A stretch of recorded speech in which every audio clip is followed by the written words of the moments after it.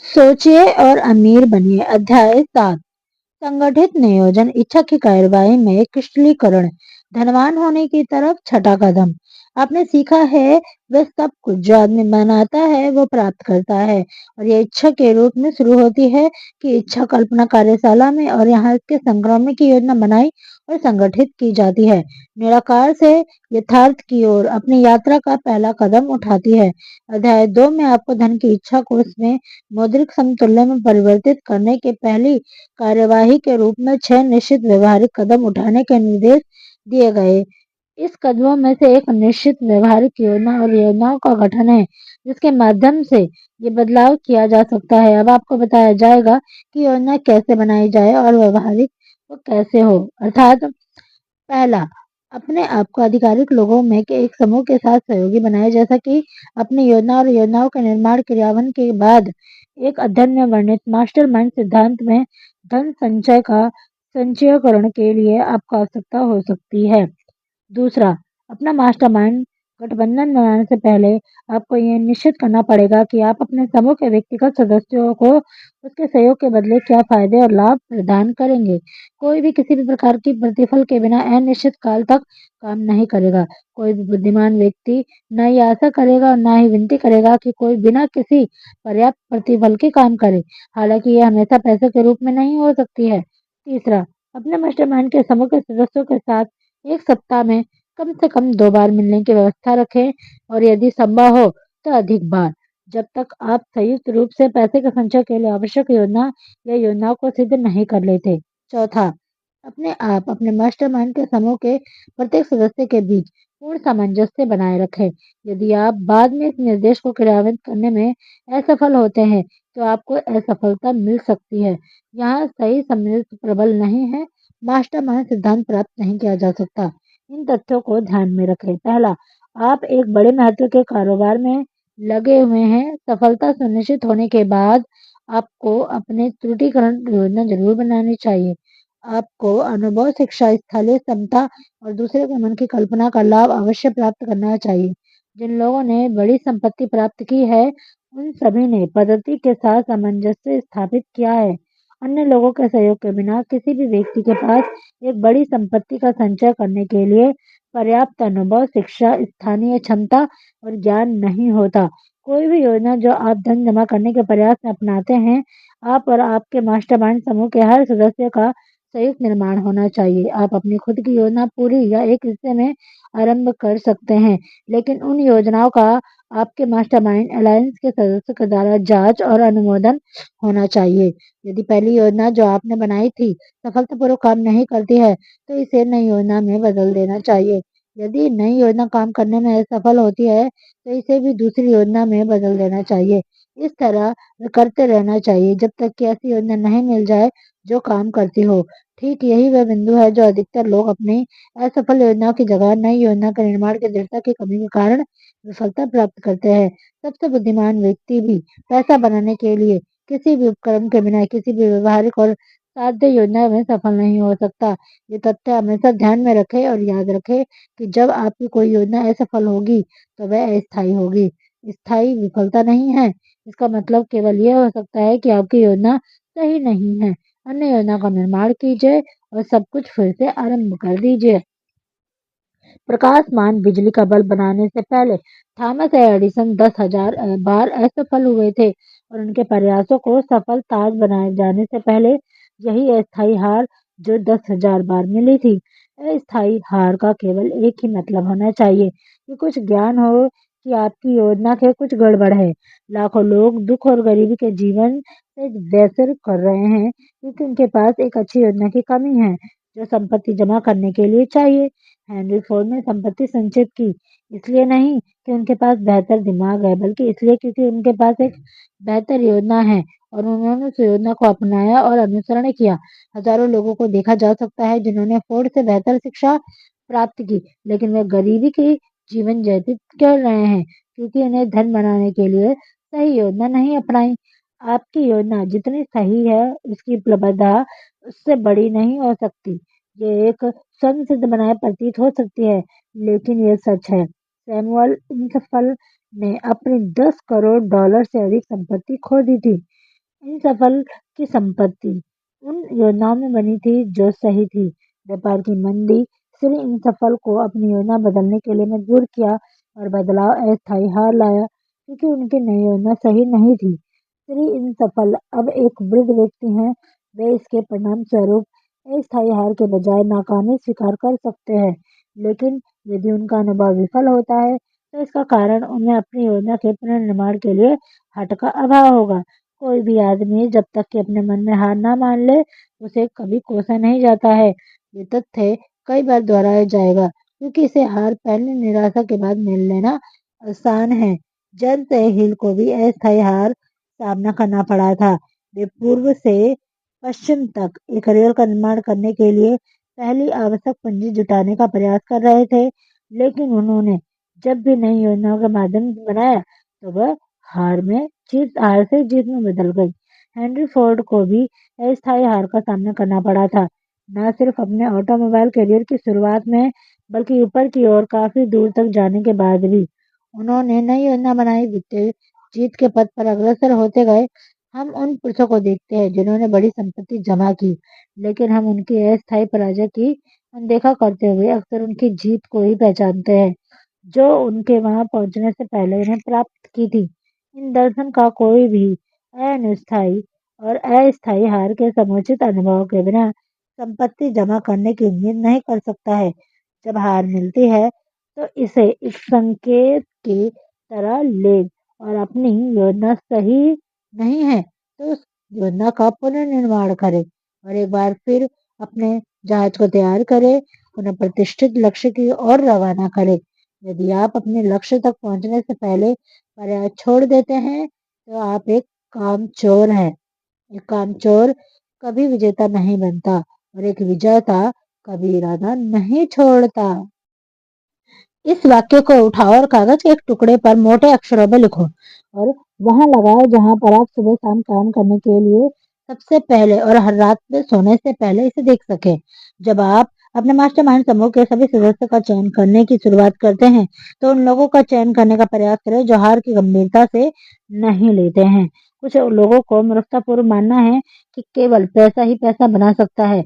ये सच नहीं है। यहाँ नीचे लिखे सिद्धांतों के माध्यम से इच्छा अपने मौद्रिक समतुल्य परिवर्तित हो जाती है। वह एजेंसी है जिसके माध्यम से पैसा बनता है। पैसा अपने आप से कुछ भी नहीं बल्कि एक निष्क्रिय वस्तु है। ये चल नहीं सकता, सोच नहीं सकता, बात नहीं कर सकता, लेकिन सुन सकता है। जब एक आदमी इसकी इच्छा करता है तो वह बुलाने के आवाज को सुनता है। सेवाओं की बिक्री का नियोजन।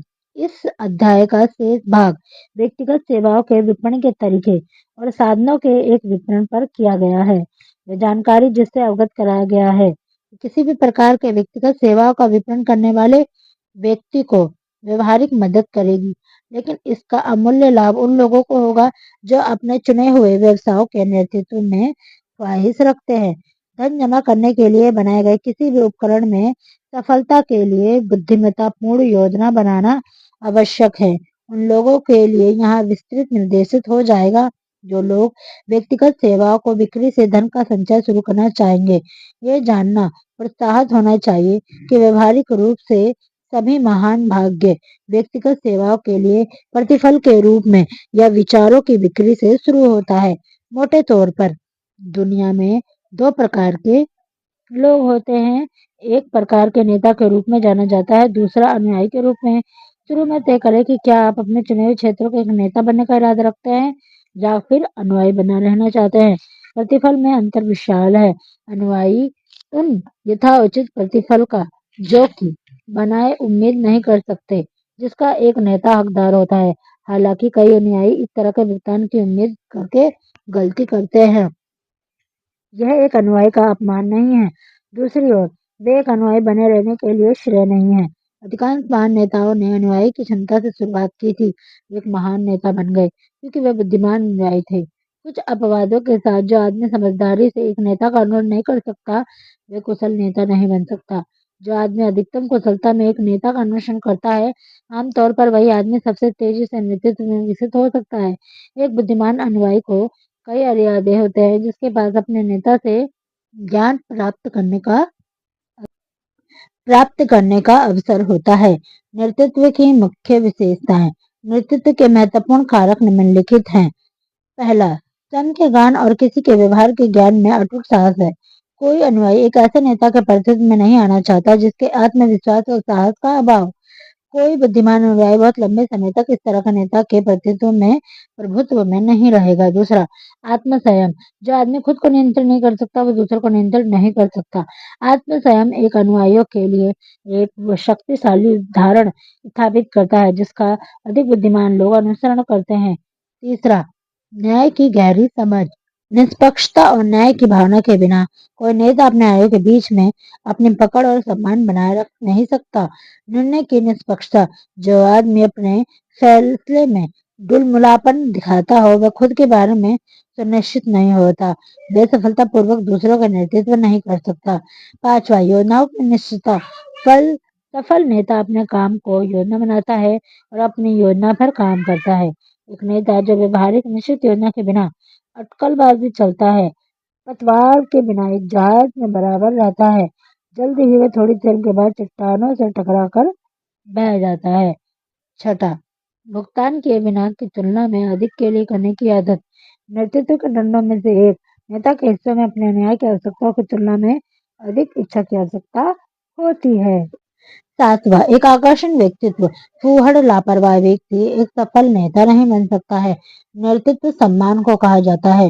अनुयायी एक ऐसे नेता का सम्मान नहीं करेंगे जो एक आकर्षक व्यक्तित्व के सभी कार्यों के उच्च स्थान पर नहीं ठहरता। आठवां, सहानुभूति और समझ। सफल नेता को अपने अनुयायी के प्रति सहानुभूति पूर्वक होना चाहिए। इसके अलावा उसे उन्हें अपनी उनकी समस्याओं को समझना चाहिए। विस्तार की महारत। सफल नेतृत्व नेता की स्थिति के विवरण का महारत के लिए कहना पड़ता है। 10, पूरी जिम्मेदारी ग्रहण करने की संपत्ति।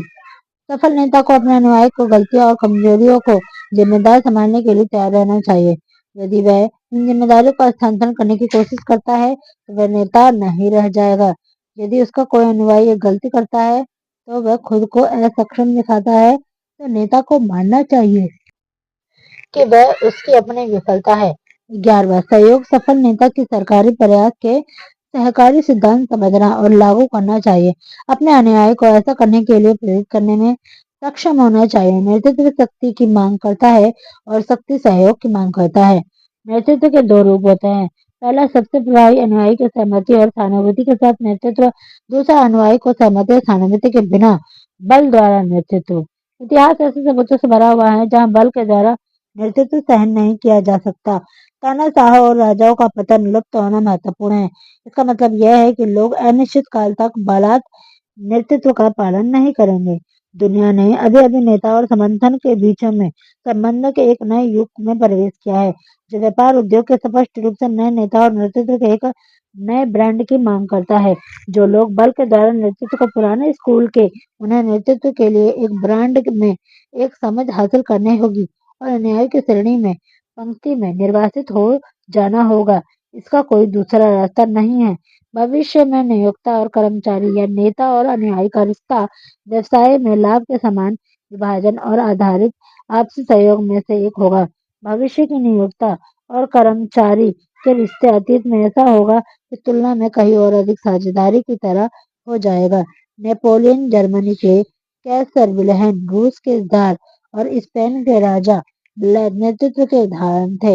उनके नेतृत्व बीत चुके हैं लेकिन अधिक कठिनाइयों के बिना कोई भी इन पूर्व नेताओं को प्रोटोटाइप के अमेरिका के व्यापार वित्तीय श्रम नेताओं के बीच में इंगित कर सकता है जिसके लिए गद्दी से हटाए जाने और त्याग देने की उम्मीद की गई है। केवल अनुयायी की सहमति के द्वारा नेतृत्व का वह ब्रांड है जो सहन किया जा सकता है। मनुष्य अस्थायी रूप से बलात् नेतृत्व का अनुसरण कर सकते हैं लेकिन वैसा खुशी से नहीं करेंगे। नेतृत्व के नए ब्रांड इस अध्ययन में वर्णित नेतृत्व के 11 कारकों के साथ ही कुछ अन्य कारकों को गले लगा लेंगे। वे आदमी जो कि इसके नेतृत्व की आधार बनाता है उसे जीवन के किसी भी क्षेत्र में नेतृत्व के प्रचुर अवसर मिलेगा। मंदी लंबे समय तक थी। मोटे तौर पर दुनिया में नए ब्रांड के नेतृत्व का अभाव था। मंदी के समय ऐसे नेताओं का मांग था जो नेतृत्व के नए तरीकों लागू करने में सक्षम हो। आपूर्ति की मांग सीमा को पार कर दिया था। पुराने प्रकार के कुछ नेता जो अपने आप में सुधार कर लेंगे और खुद नेतृत्व के नए ब्रांड के लिए अनुकूलित कर लेंगे, लेकिन आमतौर पर कहे तो दुनिया को अपने नेतृत्व के लिए नई लकड़ी की तरफ देखना होगा और आवश्यकता आपका अवसर बन सकती है। नेतृत्व में विफलता के 10 प्रमुख कारण। हम सब असफल नेताओं के प्रमुख दोषों पर आ गए हैं, क्योंकि क्या नहीं करना है यह पता करना ठीक उसी प्रकार आवश्यक है जितना यह पता करना कि क्या करना है। पहला, विवरण के आयोजन की अक्षमता। कुशल नेतृत्व विवरण व्यवस्थित करने और उसमें महारत हासिल करने की क्षमता की मांग करता है। कोई वास्तविक नेता कुछ भी करने में जो नेता के रूप में उसकी क्षमता में उसके लिए आवश्यक हो सकता है कभी व्यस्त नहीं रहता। जब एक आदमी, चाहे वह एक नेता हो, अनुयायी हो, यदि मानता है कि अपनी योजना के बदले के लिए किसी भी आपात स्थिति पर ध्यान देने के लिए वो बहुत व्यस्त है, तो वह अपनी अक्षमता स्वीकार करता है। सफल नेता को अपनी स्थिति के साथ जुड़े हुए विवरणों का मालिक होना चाहिए। बेशक इसका मतलब यह है कि उसे सक्षम सहयोगी का ब्यौरा हस्तगत करने की आदत विकसित करनी होगी। दूसरा, विनम्र सेवा प्रदान करने की अनिच्छा। सही मायने में महान नेता जब अवसर की मांग होती है तो किसी प्रकार का श्रम करने के लिए वे किसी अन्य को कह सकते होंगे, इसके लिए तैयार रहते हैं। सबके भी सबसे बड़ा सब दास बना रहेगा। ये सच्चाई है जिसका सभी सक्षम नेता निरीक्षण और सम्मान करते हैं। तीसरा, जो वे जानते हैं उसके साथ वे क्या करते हैं इसके बजाय कि क्या पता है के लिए भुगतान की उम्मीद। दुनिया लोगों के उस चीज़ के लिए भुगतान नहीं करती है जो उन्हें पता है वे क्या करते हैं या उसके लिए दूसरे के लिए प्रेरित करती है, वो उसके लिए भुगतान करती है। चौथा, अनुयायियों में प्रतियोगिता का डर। वह नेता जिसे डर है कि उसके अनुयायियों में से कोई एक उसकी स्थिति छीन सकता है, उसका डर अभी या फिर बाद में व्यावहारिक रूप से साकार होना सुनिश्चित ही है। सक्षम नेता उत्तरदायी के बेहतर करने और उसको अपनी स्थिति के किसी विवरण का वशीयतनामा कर सकते हैं। केवल इसी तरह से एक नेता खुद को बहुगुणित कर सकते हैं और खुद को एक समय के कई स्थानों पर मौजूद होने और कई बातों पर ध्यान देने के लिए तैयार करते हैं। ये एक शाश्वत सत्य है कि व्यक्ति अपने स्वयं के प्रयासों के द्वारा जितना कमा सकता है उसकी तुलना में वे दूसरों से प्रदर्शन करवाने की अपनी क्षमता के लिए संभवतः अधिक वेतन प्राप्त करते हैं। एक कुशल नेता अपने कार्य के, अपने ज्ञान और अपने व्यक्तित्व के चुंबकीय तत्व के माध्यम से दूसरों की दक्षता बढ़ाने और उसकी मदद करने के बिना जितने वह प्रदान कर सकता है उसकी तुलना में अधिक सेवा और बेहतर सेवा प्रदान करने के लिए प्रेरित कर सकता है। पाँचवा, कल्पना की कमी। कल्पना के बिना नेता आपात स्थिति में निपटने और योजना बनाने के काबिल नहीं होता जिसके द्वारा अपने अनुयायियों का कुशलता से मार्गदर्शन किया जाता है। 6, स्वार्थपरता। नेता जो अपने अनुयायी के काम के लिए पूरे सम्मान का दावा करता है उसकी असंतोष से मुलाकात होनी निश्चित है। वास्तव में महान नेता सम्मान का कोई भी दावा नहीं करता है। जब कोई सम्मान उसके अनुयायियों को प्राप्त होता है तो उसे देखकर संतुष्ट हो जाता है, क्योंकि वह जानता है कि अधिकांश व्यक्ति प्रशस्ति और मान्यता के लिए उसकी तुलना में अधिक कठिन काम करेंगे जितना वे अकेले पैसे के लिए करेंगे। 7वां, असंयम। अनुयायी एक असंयमी नेता का सम्मान नहीं करते हैं। इसके अलावा अपने विभिन्न रूपों में किसी भी रूप में असंयम उन सभी लोगों में जिसमें वह लुप्त है धीरज जीवन शक्ति को नष्ट कर देता है। 8वां, विनिष्ठाहीनता। उसे शायद सूची में सबसे ऊपर आना चाहिए था। नेता जो अपने ईमान और अपने साथियों जो कि इसके वरिष्ठ है, जो उसके मानतम हैं, उसके प्रति वफादार है, लंबे समय तक अपने नेतृत्व को बनाए नहीं रख सकता। निष्ठाहीनता व्यक्ति को पृथ्वी की धूल की तुलना में तुच्छ के रूप में चिन्हित करती है और व्यक्ति के सर को उसके अवमानना से झुका देती है जिसका वह हकदार है। वफादारी की कमी जीवन के हर कदम पर विफलता के प्रमुख कारणों में से एक है। 9वां, नेतृत्व के प्राधिकरण पर जोर। कुशल नेता प्रोत्साहित के द्वारा नेतृत्व देता है, अपने अनुयायियों के दिलों में डर पैदा करने की कोशिश करने के द्वारा नहीं। नेता जो अपने अनुयायियों को अपने प्राधिकार में प्रभावित करते हैं उसकी कोशिश करते हैं बल्कि माध्यम से नेतृत्व की श्रेणी में आता है। यदि एक नेता असली नेता है तो उसे अपने आचरण और अपनी सहानुभूति समक्ष निष्पक्षता और प्रदर्शन अपने काम को जानता है। इसके अलावा तथ्य के विज्ञापन की कोई ज़रूरत नहीं होगी। 10वां, पदवी पर जोर। सक्षम नेता जो उसे अपने न्याय के साथ सम्मान देने के लिए किसी पदवी की आवश्यकता नहीं होती है। जो आदमी अपनी पदवी पर बहुत अधिक इतराता है आमतौर पर जोर देने के लिए उसके पास कुछ भी नहीं खास होता। असली नेता कार्यालय में दरवाजे के लिए सभी खुले होते हैं। जो प्रवेश करना चाहते हैं उसे कार्य के स्थल औपचारिक ढंग से मुक्त होते हैं। नेतृत्व की विफलता के कारणों में से अधिक सामान्य कारणों में से एक है। इन गलतियों में से कोई एक विफलता के प्रेरित करने के लिए प्राप्त है। यदि आप नेतृत्व करने की कामना करते हैं तो ध्यान से सूची का अध्ययन कीजिए और सुनिश्चित कीजिए कि आप इन गलतियों से मुक्त हैं। कुछ उपजाऊ क्षेत्र जिनमें नए नेतृत्व की आवश्यकता होगी।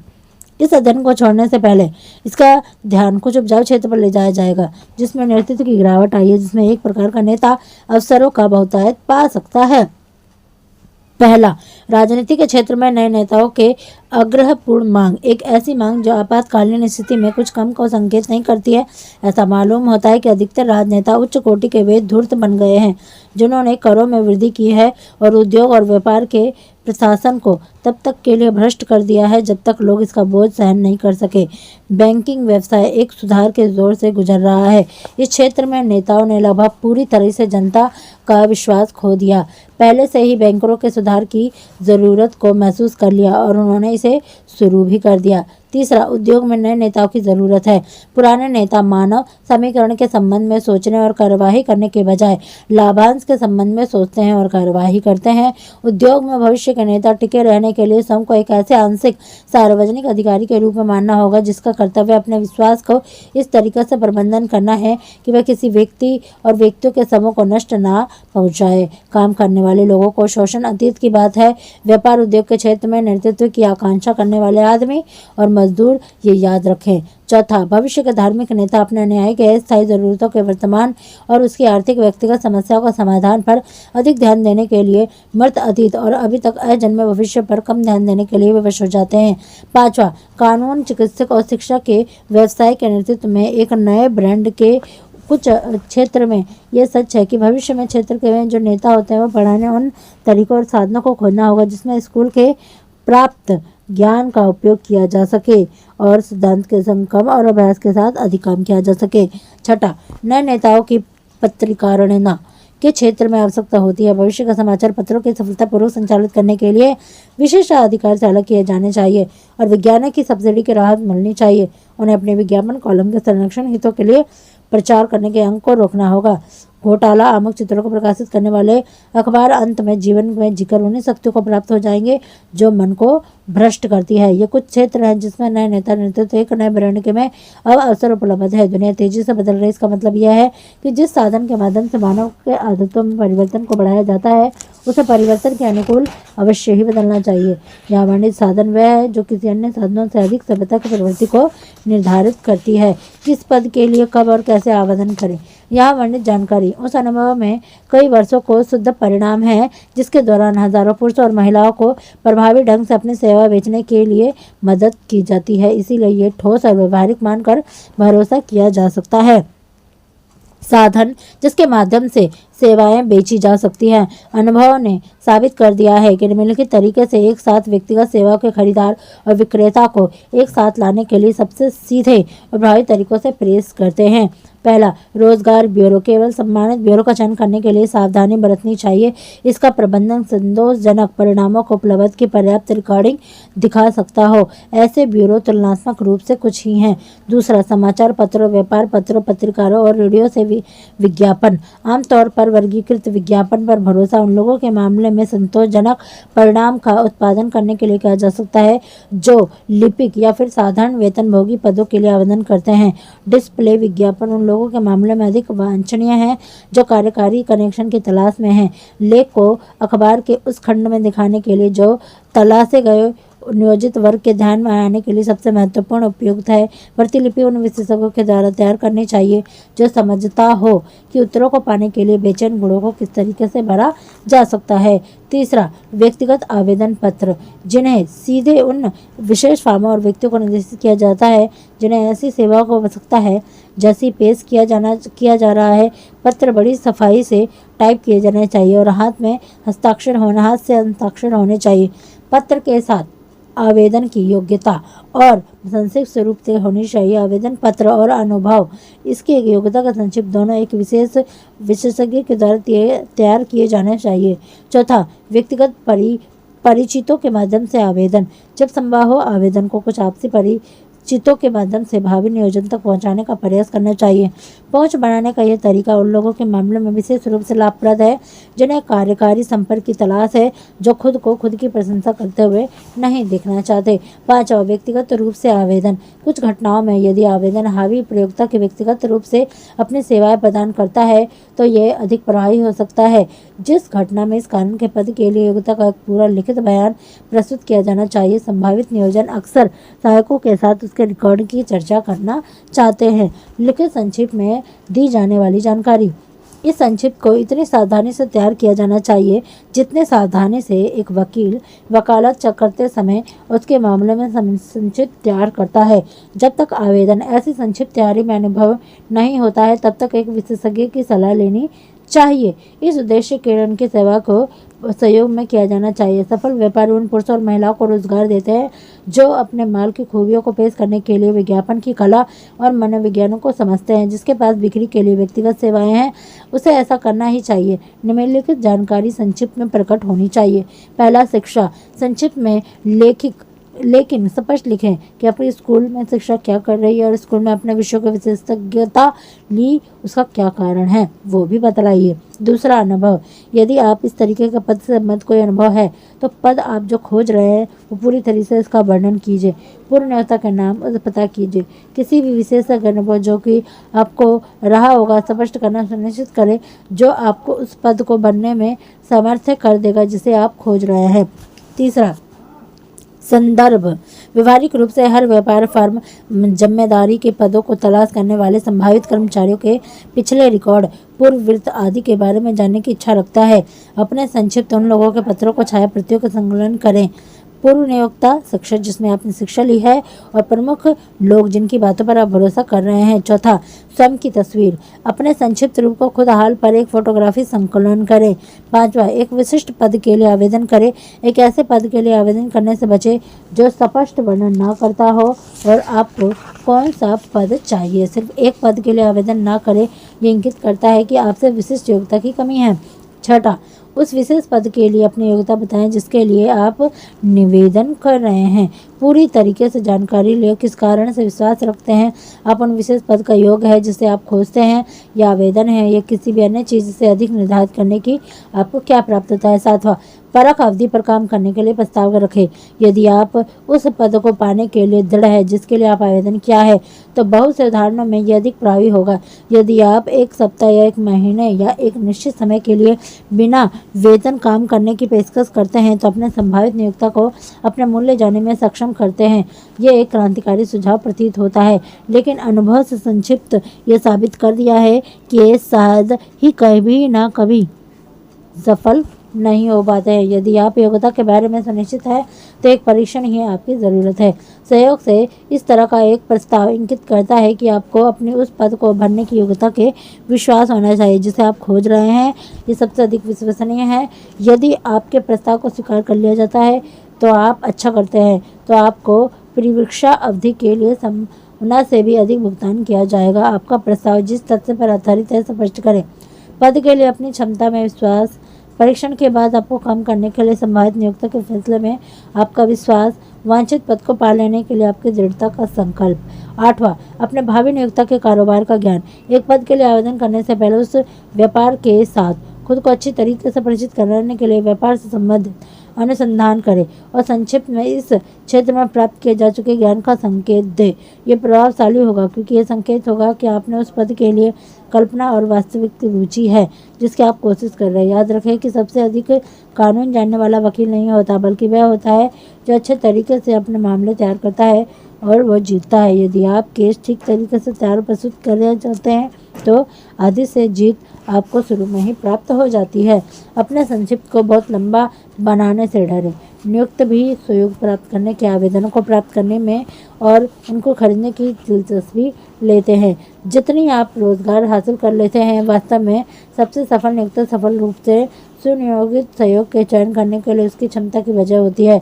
वे सभी जानकारियाँ प्राप्त करना चाहते हैं। एक और बात याद रखें, आपके संक्षिप्त तैयारी में सफाई और संकेत देती है कि एक श्रम साध्य व्यक्ति है। मैंने अपने ग्राहकों को ऐसे संक्षिप्त तैयार करने में मदद की है जो इतने आकर्षक और असाधारण थे। व्यक्तिगत साक्षात्कार के बिना ही आवेदन को रोजगार मिल गया। जब आपका संक्षिप्त पूरा हो चुका है तो इसे बड़े करीने से एक अनुभवी जल्दसाज में बंधवाए और एक कलाकार से एक प्रिंटर से लिखवाए।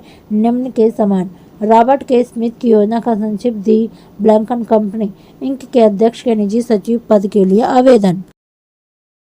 यह निजी स्पर्श निश्चित रूप से ध्यान आकर्षित करता है। अपने संक्षिप्त को बड़े किराने में सबसे अच्छे प्राप्त कागज पर टाइप या प्रिंट करवाएं और पुस्तक कवर किस में एक भारी कागज से इसे बंधवाएं। जल्द साज बदल दिए जाने और यदि एक अधिक कंपनी में दिखाया जाना है तो उचित फर्म का नाम बदले। अपने संक्षिप्त में एक पृष्ठ आपको फोटोग्राफर चिपकाया जाना चाहिए। इन निर्देशों का पालन करें और उन पर सुधार करते हैं जहाँ पर आपने कल्पना का सुझाव दे। सफल सेल्समैन बहुत सावधानी से खुद को तैयार करते हैं। वे समझते हैं कि पहली छाप स्थायी होती है और अपना संक्षिप्त आपका विक्रेता है। इसे एक अच्छा परिधान दें ताकि वे एक पद के लिए आवेदन में स्पष्ट रूप से इतना अलग दिखे कि आपके भावी नियोक्ता ने ऐसा कभी ना देखा हो। आप जिस पद को पाने की कोशिश कर रहे हैं वह मूल्यवान है, इसकी सावधानी से तैयारी करें। इसके अलावा यदि आप खुद को नियोक्ता में इस तरह से बेचते हैं कि वह अपने व्यक्तित्व से खुश हो जाता है तो आप शायद बहुत शुरू से अपनी सेवाओं के प्रांगत तरीकों से रोजगार के लिए आवेदन प्राप्त करते द्वारा धन अर्जित करने की तुलना में अधिक धन प्राप्त करोगे। यदि एक विज्ञापन एजेंसी या एक रोजगार एजेंसी के माध्यम से रोजगार की तलाश करते हैं तो एजेंट ने अपनी सेवाओं के विपणन में अपने संक्षिप्त की प्रतियां इस प्रकार इस्तेमाल करवाएं। अपने लिए वरीयता हासिल करने के लिए एजेंट समाज नियोक्ता को दोनों तरह के होंगे।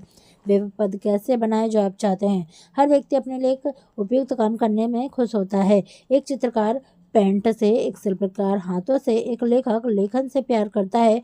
कम निश्चित प्रतिभा वाले व्यक्ति प्राथमिकता व्यापार उद्योग के कुछ निश्चित क्षेत्रों में होती है। यदि अमेरिका कुछ अच्छी तरीके से करता है तो वे पैसों की मिट्टी की जुताई, निर्माण, विपणन व्यवसाय को पूरी श्रृंखला प्रदान करता है।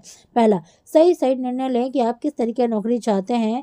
यदि काम पहले से मौजूद नहीं है तो शायद आप इसे उत्पन्न कर सकते हैं। दूसरा, जिस व्यक्ति या कंपनी के लिए आप काम करना चाहते हैं उसको चुनें। तीसरा, अपने भाई नियोक्ता की नीति और कर्मियों और उन्नति की संभावना से अध्ययन करें। चौथा, अपने विश्लेषण, अपनी प्रतिभा, क्षमताओं में यह जानने कि आप क्या प्रदान कर सकते हैं, उन लाभों, सेवाओं, सुधारों, विचारों को देने के तरीके और साधनों की योजना बनाएं जिसे आप मानते हैं कि आप सफलतापूर्वक विवरण कर सकते हैं। पांचवा, नौकरी के बारे में भूल जाएं कि कोई नौकरी है या नहीं। सामान्य रूटीन को भूल जाएं कि क्या आपके पास मेरे लिए कोई नौकरी है। इस बात पर ध्यान लगाओ कि आप क्या दे सकते हो। छठा, एक बार अपने मन में अपनी योजना बनाएं तो एक अनुभवी लेखक का प्रबंधन करके इसे साफ तरीके से पूरे विस्तार से कागज पर लिख ले। इससे अधिकार वाले उचित व्यक्ति के सामने प्रस्तुत करें और बाकी काम वह करेगा। हर कंपनी उन लोगों की तलाश कर रही है जो मूल्यवान दे सके, चाहे वह विचार हो, सेवाएं हो, संपर्क हो। हर कंपनी के पास उस व्यक्ति की जगह है जिसके पास एक निश्चित कार्य योजना है जो कंपनी के लाभ के लिए है। प्रक्रिया की इस शैली में कुछ दिनों, सप्ताहों आदि के समय लग सकता है, लेकिन आय, उन्नति और पहचान में अंतर होगा। वे छोटे वेतन पर कड़ी मेहनत के वर्षों में बचत करा देते हैं। इसके कई फायदे हैं। एक मुख्य फायदा यह है कि यह अक्सर उन चुने हुए लक्ष्य पर पहुंचने और 1 से 5 साल तक का समय बचा लेगा। हर व्यक्ति जो सीढ़ी पर आधे रास्ते से शुरुआत कर सोच समझकर अपने सावधान योजना के लिए द्वारा ऐसा करता है। सेवाएं बेचने का नया तरीका। नौकरियां अब साझेदारियां हैं। वे पुरुष और महिलाएं जो भविष्य में अच्छे लाभ के लिए अपनी सेवाएं बेचना चाहते हैं उन्हें अद्भुत परिवर्तन को स्वीकार करना होगा जो नियुक्त कर्मचारी के बीच में संबंध में हुआ है। भविष्य में गोल्डन नियम, ना कि गोल्डन के नियम, माल के विपणन, साथ ही व्यक्तिगत सेवा में हावी होने वाले कारक होते हैं। नियोक्ता और उनके कर्मचारियों के बीच में भविष्य के संबंध साझेदारी की प्रकृति में अधिक होंगे, जिसमें शामिल होंगे नियोक्ता, कर्मचारी और जनता वे जिस सेवाएं कर रहे हैं। व्यक्तिगत सेवा के विपणन पर एक नया तरीका कई कारणों में एक नया कहा जा सकता है। पहला, भविष्य के नियोक्ता और कर्मचारी दोनों सामने आएंगे जिसका काम निपुणता से जन की सेवा करना होगा। पुराने समय में नियोक्ता और कर्मचारी अपने बीच सौदेबाजी हुई थी, एक दूसरे से जितना हो सके अधिकतम लाभ कमाते हुए बिना इसका विचार किए कि अंतिम विश्लेषण में वे वास्तव में तीसरे पक्ष की कीमत पर सौदेबाजी कर रहे हैं था जनता जिसकी सेवा करते हैं। और साथ में वे घायल जनता एक शक्तिशाली विरोध के रूप में कार्य कर रहा है जिसका अधिकार हर दिशा में उन लोगों के द्वारा कुचल दिया गया था जो व्यक्तिगत फायदे और बढ़त के लिए चिल्ला रहे थे। जब अवसाद के मलबे से हटा दिया गया था तो व्यापार एक बार फिर से संतुलित करने के लिए बहाल कर दिया गया हो और नियोक्ता और कर्मचारी दोनों पहचान लेंगे कि उन लोगों की कीमत पर लाभ कमाने का कोई विशेष अधिकार प्राप्त नहीं है जिनकी वे सेवा करते हैं। भविष्य की असली नियोक्ता जनता होगी। ये बात प्रभावी रूप से व्यक्तिगत सेवाओं को बेचने की तलाश में रहने वाले हर व्यक्ति के दिमाग में सबसे ऊपर रखी जानी चाहिए। अमेरिका में लगभग हर रेल मार्ग वित्तीय कठिनाई में है। वे दिन किसे याद नहीं है जब किसी नागरिक ने टिकट कार्यालय में एक गाड़ी के प्रस्थान के समय के बारे में पूछ लिया तो उसे निम्रता से जानकारी देने के बजाय अचानक बुलेटिन बोर्ड के पास भेज दिया गया था। स्ट्रीट कार कंपनियों को भी एक समय में परिवर्तन अनुभव हुआ है। बहुत ज़्यादा समय पहले ही नहीं, एक समय था जब स्ट्रीट कार कंडक्टर यात्रियों को सीट देने की तर्क देने में गर्व करते थे। कई स्ट्रीट कार की पटरियों को हटा दिया गया और यात्री बस में जो सवारी कर रहे थे, जिसका ड्राइवर शीलता का साक्षात का उदाहरण है। देश भर में स्ट्रीट कार पटरियां परित्याग में जंग खा रही है और उठा ली गई है। जहां कहीं भी स्ट्रीट कार अभी भी संचालित में है, यात्री अब तर्क के बिना ये सवारी कर सकते हैं कि कोई भी ब्लॉक के बीच में कार बुला सकता है और मोटरमैन उदास पूर्णता उसे चढ़ा देगा। समय कैसे बदल गया, यही बिंदु है जिस पर मैं जोर देने की कोशिश कर रहा हूँ। समय बदल गया है। इसके अलावा परिवर्तन न केवल रेल मार्ग कार्यालयों और स्ट्रीट कारों में प्रतिबंधित है, बल्कि जीवन के अन्य क्षेत्रों में भी है। जनता शापित हो और नीति पर गायब हो चुकी है। ये स्थान अब है उदारतापूर्वक आपकी सेवा में श्रीमान इस नीति के द्वारा लिया गया है। बैंकरों ने इस तेजी से परिवर्तन के दौरान एक दो बातें सीखी है जो पिछले कुछ वर्षों के दौरान घटी है। आज के एक बैंक अधिकारी या बैंक कर्मचारी की ओर से अभद्रता उतनी ही दुर्लभ है जितनी एक दर्जन साल पहले विशिष्टता। पिछले कुछ वर्षों में कुछ बैंकरों ने जिसने एक ऋण लेने वाले व्यक्ति में एक सिरहन पैदा की जब उसके ऋण के लिए अपने बैंकर के पास जाने के लिए सोच कर ली थी।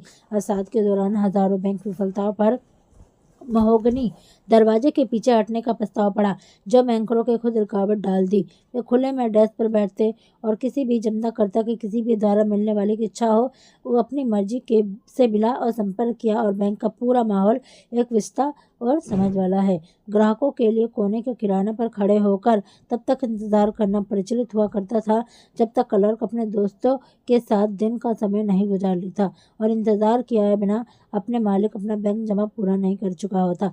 ग्राहक के जूते चमकाने में कमी रखने वाला सेवा के रास्ते में सब कुछ विनम्र पुरुषों के द्वारा प्रतिबंधित चेन स्टोर ने पुराने समय के व्यापारियों के पीछे जीने पर मजबूर कर दिया।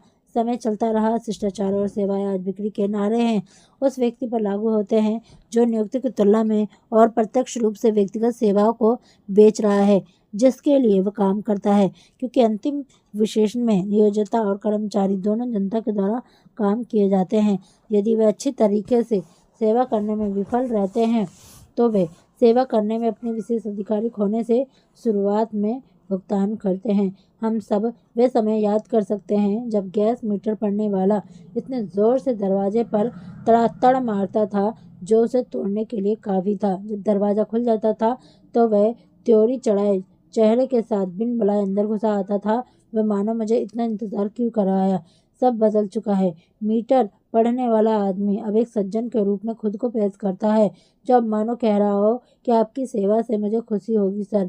इससे पहले कि गैस कंपनियां यह सीखती कि हमारी चोरी चढ़ाए मीटर पढ़ने वाले कभी ना चुकाई जाने वाली देनदारियां जमा कर रहे हैं, तेल बर्नर के मिनिमम सेल्समैन आए और भूमि कार्यों पर व्यापार किया। अवसाद के दौरान मैंने पेंसिल्वेनिया और एंथेसाइड कोयला क्षेत्र में कई महीने उन परिस्थितियों का अध्ययन करते हुए बिताए जिन्होंने कोयला उद्योग को लगभग नष्ट कर दिया। कई बहुत महत्वपूर्ण खोजों के बीच में तथ्य था कि ऑपरेटर और उनके कर्मचारी की ओर से लालच ऑपरेटरों के द्वारा व्यापार के नुकसान और खनिकों के लिए नौकरियों के नुकसान का मुख्य कारण था। एक कर्मचारियों का प्रतिनिधित्व करने वाले अति उत्साही श्रम नेताओं के समूह और ऑपरेटरों की ओर से लालच के दबाव के माध्यम से एथोराइट व्यापार अचानक से क्षीण हो गया। कोयला ऑपरेटर उनके कर्मचारी कोयले की कीमत में सौदेबाजी की लागत को जोड़कर एक दूसरे के साथ तब तक तेज सौदेबाजी करते रहे जब तक कि वह नहीं जान गए कि उन्होंने तेल से जलने वाली चीज़ों में निर्माताओं के कच्चे तेल उत्पादों के लिए एक बहुत अच्छा व्यवसाय बना दिया है। पाप की मजदूरी मृत्यु है। कई लोगों ने बाइबल में यह पढ़ा है, लेकिन कुछ इसके आदर्श पर खोज करते हैं। अब कई वर्षों तक पूरी दुनिया जबरदस्ती एक धर्मोपदेश सुनती आ रही है, जिसे अच्छी तरीके से ऐसे कहा जा सकता है कि मनुष्य वही काटेगा जो उसने बोता है। कुछ भी इतना व्यापक अभावी नहीं है जितना अवसाद संभवतः सिर्फ एक सहयोग नहीं हो सकता। अवसाद के पीछे एक कारण था। कुछ भी कभी भी एक कारण के बिना नहीं होता। मुख्य रूप से अवसाद का कारण दुनिया भर की बुआई के बिना काटने की कोशिश करने की आदत से सीधे पता लगाया जा सकता है। इसका यह मतलब गलत नहीं निकलना चाहिए कि अवसाद एक फसल का प्रतिनिधित्व करती है जिसे दुनिया को बोए बिना काटने के लिए मजबूर किया जा रहा है। मुसीबत यह है कि दुनिया गलत तरीके से बीज बोया है और कोई भी किसान जानता है कि वह गोखरू के बीज बोकर अनाज की फसल नहीं काट सकता। विश्व युद्ध के प्रकोप के शुरुआत में दुनिया के लोगों ने गुणवत्ता और मात्रा दोनों के अपर्याप्त सेवा के बीज बोने शुरू कर दिए थे। लगभग हर कोई दिए बिना प्राप्त करने की कोशिश की शकल में लगा हुआ था। ये उदाहरण उन लोगों के ध्यान में लाए जाने चाहिए जिनके पास बेचने के लिए व्यक्तिगत सेवाएं हैं। उन्हें यह दिखाने के लिए हम जहाँ भी हैं, जो भी हैं, अपने स्वयं के आचरण की वजह से हैं। यदि कारण और प्रभाव का सिद्धांत है जो व्यापार और वित्तीय परिवर्तन को नियंत्रण करता है, तो यही एक सिद्धांत है और व्यक्तियों को भी नियंत्रित करता है, उनकी आर्थिक स्थिति को निर्धारित करता है। अपनी QSU रेटिंग क्या है? सेवा को विपणन की सफलता के कारणों को प्रभावी ढंग से स्थायी रूप से साफ वर्णित किया गया है। जब तक कि कारणों का अध्ययन विश्लेषण नहीं किया जा सकता, उसे समझा या लागू नहीं किया जा सकता, तब तक कोई आदमी प्रभावी ढंग से स्थायी रूप से सेवा को नहीं बेच सकता।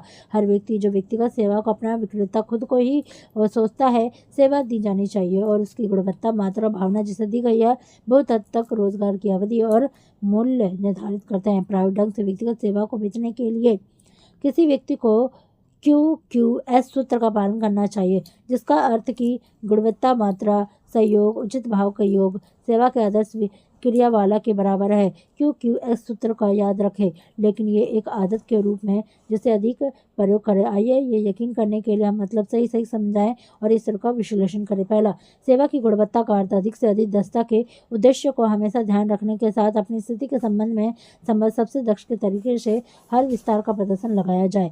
दूसरा, सेवा की मात्रा को दी गई सेवा की मात्रा में वृद्धि करने के उद्देश्य के साथ हर समय अधिक से अधिक कौशल के रूप में प्रदान और अभ्यास के अनुभव के माध्यम से विकसित वे सभी सेवा देने की आदत जिसे आप सक्षम हैं समझा जाए। यहाँ आदत शब्द पर फिर से जोर दिया गया है।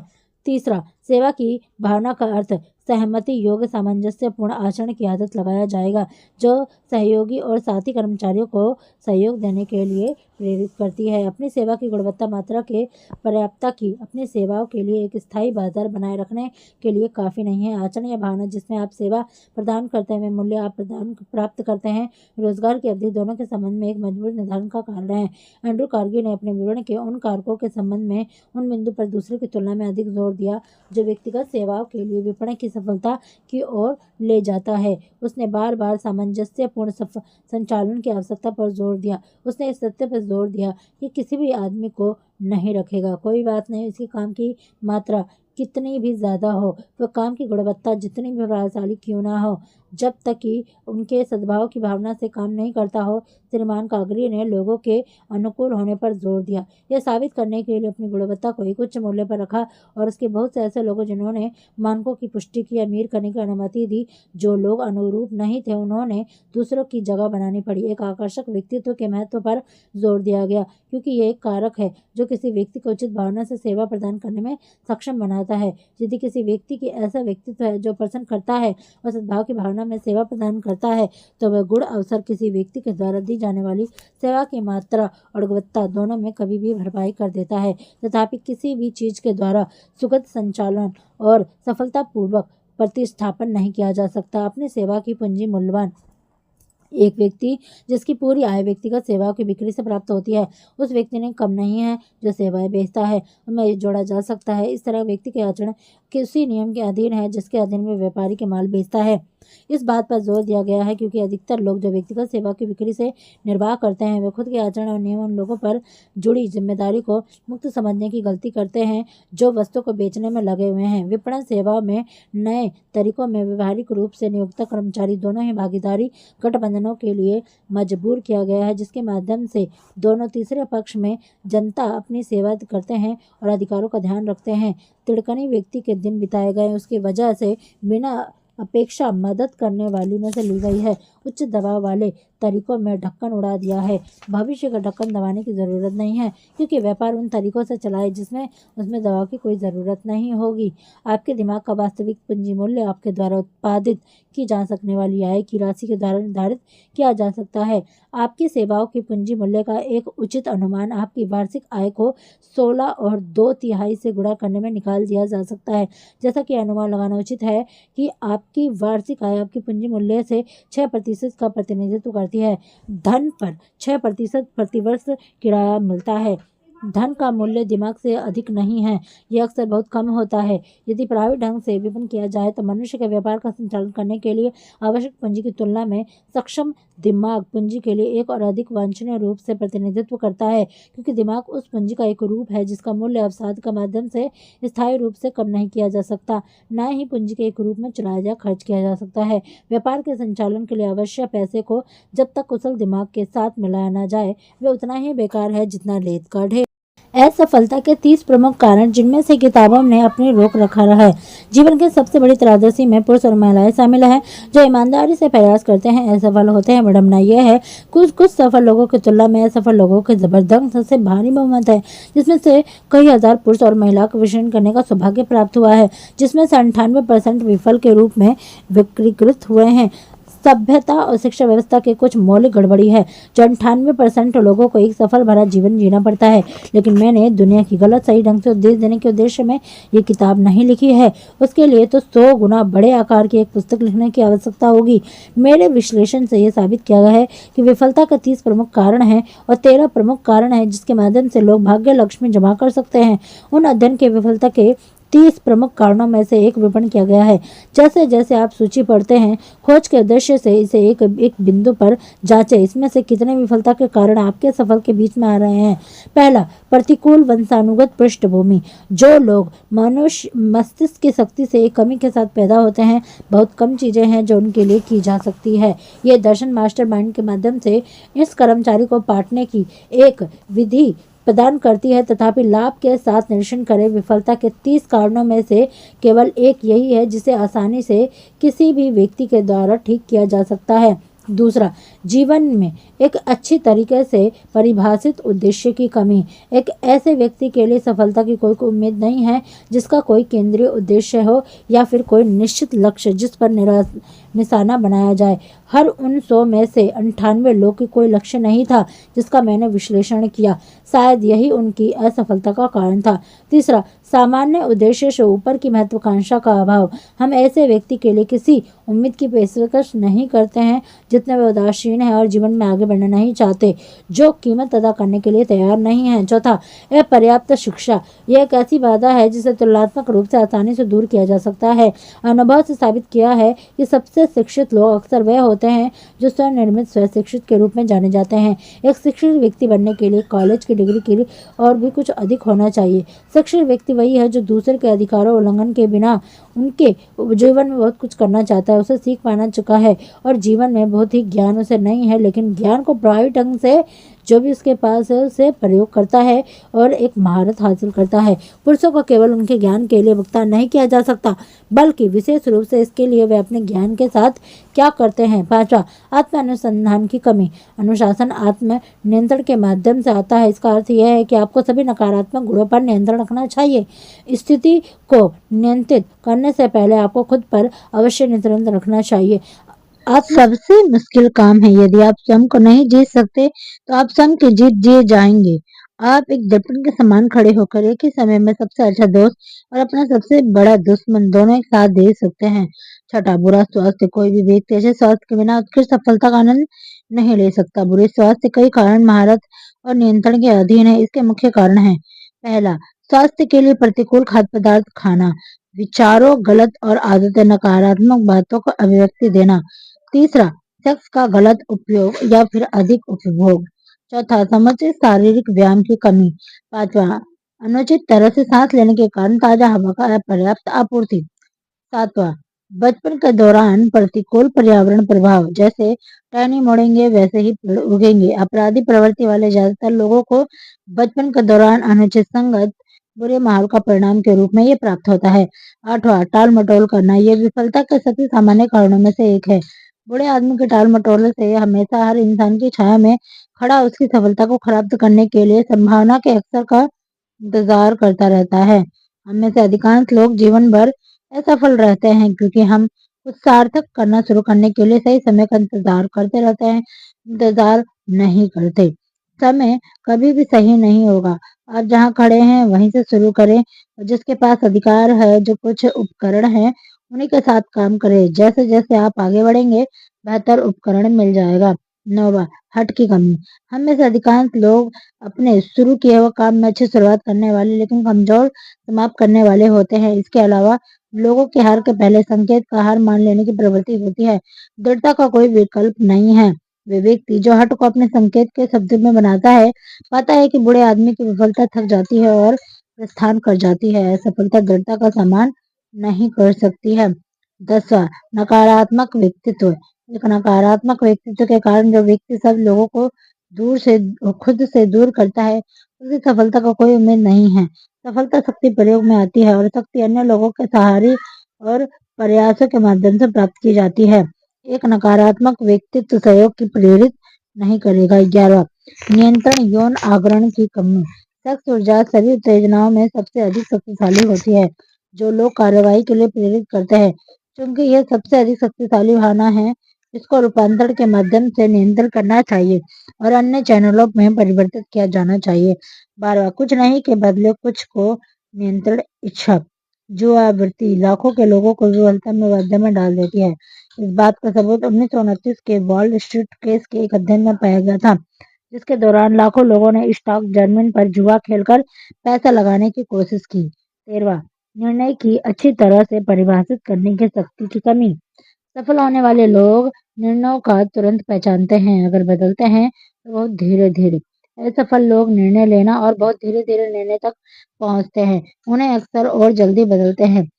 अनिर्णय और टाल मटोल जुड़वा भाई हैं, जहाँ एक मिल गया दूसरा भी आमतौर पर वहीं पाया जाता है। इससे पहले कि वे पैसों को बांधकर विफलता के ट्रेडमिल पर चढ़ा दे, वे जोड़ी को ही मार दे। 14वां, बुनियादी डरों में से एक या एक से अधिक डर। बाद के एक अध्ययन में इन डरों को आपने विश्लेषण किया जाएगा। प्रायोगिक रूप से सेवा बेचने से पहले इसमें महारत हासिल करनी चाहिए। 15वां, शादी में गलत जीवन साथी का चयन। असफलता का सबसे आम कारण है विवाह संबंधी लोगों को घनिष्ठ संपर्क में लाना।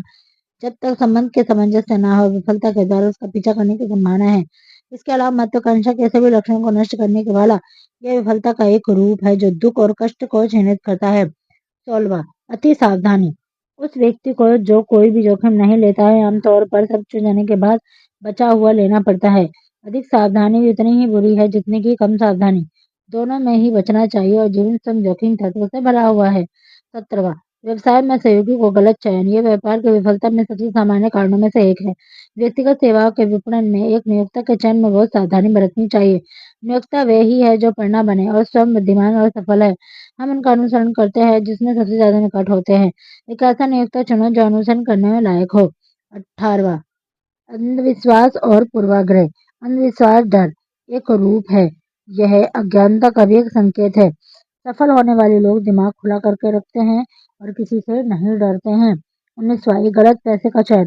कोई भी आदमी उस प्रयासों के मार्ग में सफल नहीं हो सकता जिसे पसंद ना हो। व्यक्तिगत सेवा के विपणन से सबसे ज्यादा जरूरी कदम एक व्यवसाय में चुनने का है जिसे आप पूरे दिल से अपने आप को छोड़ सकते हैं। 20वां, प्रयास की एकाग्रता की कमी। सभी व्यापार थोड़ी थोड़ी जानकारी वाला व्यक्ति शायद ही कभी किसी एक कुशल हो सकता है। अपने सभी प्रयासों का ध्यान एक निश्चित मुख्य उद्देश्य पर लगाओ। 21वां, अंधाधुंध खर्च करने की आदत। खर्चीले व्यक्ति कभी भी सफल नहीं हो सकते हैं। उनका मुख्य कारण हमेशा गरीबी का डर पर खड़ा रहता है। अपनी आय का एक निश्चित प्रतिशत एक तरफ रखकर व्यक्तिगत बचत करने की आदत बनाएं। व्यक्तिगत सेवा की बिक्री का समय बैंक में पैसा आपको साहस की एक बहुत ही सुनिश्चित नींव देता है। पैसे के बिना जो भी आपको पेश किया जाता है वह लेना ही होगा। इसे पाकर खुश होना चाहिए। पैसा उत्साह की कमी। उत्साह के बिना कोई भी विश्वसनीय कार्य नहीं हो सकता। इसके अलावा उत्साह संक्रामक है और इसके पास वह नियंत्रण में है। आप तौर पर व्यक्ति को लोगों के किसी भी समूह में स्वागत किया जाना चाहिए। असहिष्णुता। किसी भी विषय पर एक मंद दिमाग वाला व्यक्ति शायद ही कभी आगे जाता है। असहिष्णुता का अर्थ है जब किसी ने ज्ञान प्राप्त करना बंद कर दिया हो। असहिष्णुता में सबसे विनाशकारी रूप धार्मिक, जातीय और राजनीतिक विचारों के मतभेद के साथ जुड़े हुए हैं। 24वां असंयम। नशाखोर में सबसे विनाशकारी रूप खाने, मदिरा और यौन संबंध में जुड़े हुए हैं। न किसी भी अति सफलता के लिए घातक है। 25वां दूसरों के साथ सहयोग में असमर्थता। इससे अधिक लोग अन्य किसी संयुक्त कारणों में शासन नहीं खोते जितने वे गलती के कारण जीवन में अपने पदों और अपने बड़े अवसरों को खो देते हैं। ये गलती है जिसे कोई भी अच्छा जान व्यापारी और नेता बर्दाश्त नहीं करेगा। 26वां स्वयं प्रयासों के माध्यम से हासिल नहीं की हुई शक्ति का स्वामित्व। किसी ऐसे हाथ में शक्ति जिसे धीरे धीरे हासिल नहीं किया जा सकता सफलता के लिए अक्सर घातक है। जल्दी से मिली अमीरी और गरीबी से ज्यादा खतरनाक होती है। 27वां जानबूझकर बेईमानी करना। ईमानदारी का कोई विकल्प नहीं है। एक स्थायी क्षति के बिना कोई भी व्यक्ति परिस्थितियों के में बल के द्वारा स्थायी रूप से बेईमान हो सकता है जिस पर किसी का नियंत्रण नहीं है। लेकिन ऐसे व्यक्ति से कोई उम्मीद नहीं करता जो चुनाव में बेईमान है। कभी ना कभी अपने कार्यों के द्वारा पकड़ा जाए और जाएगा ही। उसे प्रतिष्ठा की हानि और शायद स्वतंत्रता की हानि के रूप में भुगतान करना ही पड़ेगा। 28वां अहंकार और घमंड। ये गुण लाल बत्तियां हैं जो दूसरों को दूर करने की चेतावनी देती है। ये सफलता के लिए घातक है। 29वां सोच के बजाय अनुमान लगाना। अधिकांश लोग इतने उदासीन और आलसी होते हैं कि सही ढंग से सोचने के लिए तथ्यों को भी प्राप्त नहीं करते हैं। ये अटकलबाजी या तीव्र निर्णय के द्वारा बनाई गई राय पर कार्य करना पसंद करते हैं। 30वां पूंजी की कमी। गलतियों के सदमे को अवशोषित करने के लिए तब तक कि एक प्रतिष्ठा स्थापित ना हो चुके तब तक उन्हें आगे बढ़ने के लिए बिना पर्याप्त आरक्षित पूंजी के पहली बार व्यापार शुरू करने वाले ये विफलता का एक आम कारण है। इसके तहत असफलता के बिना किसी विशेष कारण नाम लें जिसका आपको सामना करना पड़ा लेकिन पुरानी सूची में शामिल नहीं किया गया है।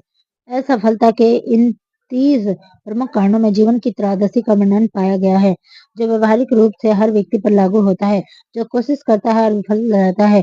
ये सहायक होगा कि यदि आप किसी भी को भी प्रेरित कर सके तो आपको अच्छी तरह से जानता हो आपके साथ इस सूची को पढ़े और विफलता के 30 कारणों में से आप विश्लेषण करें और ये कि आपको मदद करेगा। यदि आप अकेले कोशिश करते हैं तो यह फायदेमंद हो सकता है। ज्यादातर लोग खुद को वैसे नहीं देख सकते जैसे दूसरे उन्हें देखते हैं।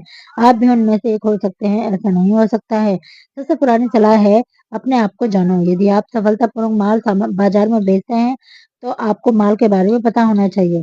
यही बात व्यक्तिगत सेवा के विपणन में सच है। आपको अपनी कमजोरियों का पता इस उद्देश्य से होना चाहिए कि आप उन्हें पाट सके या दूसरी तरफ से खत्म कर सकते हैं।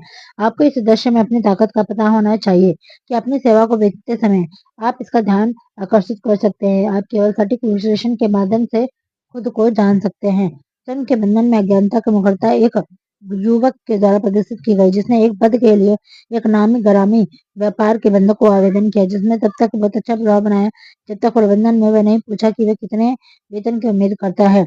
उसने उत्तर दिया कि उसके दिमाग में कोई राशि निश्चित नहीं है। तब प्रबंधन ने कहा हम आपको उतना वेतन देंगे जिसके आप लायक हो और हम 1 सप्ताह के लिए आपको देखेंगे। आवेदन ने कहा मैं इसे स्वीकार नहीं करूंगा क्योंकि जहां मैं कभी कार्यरत हूँ उसे मुझे बहुत ज्यादा ही प्राप्त हो चुका है और हो रहा है।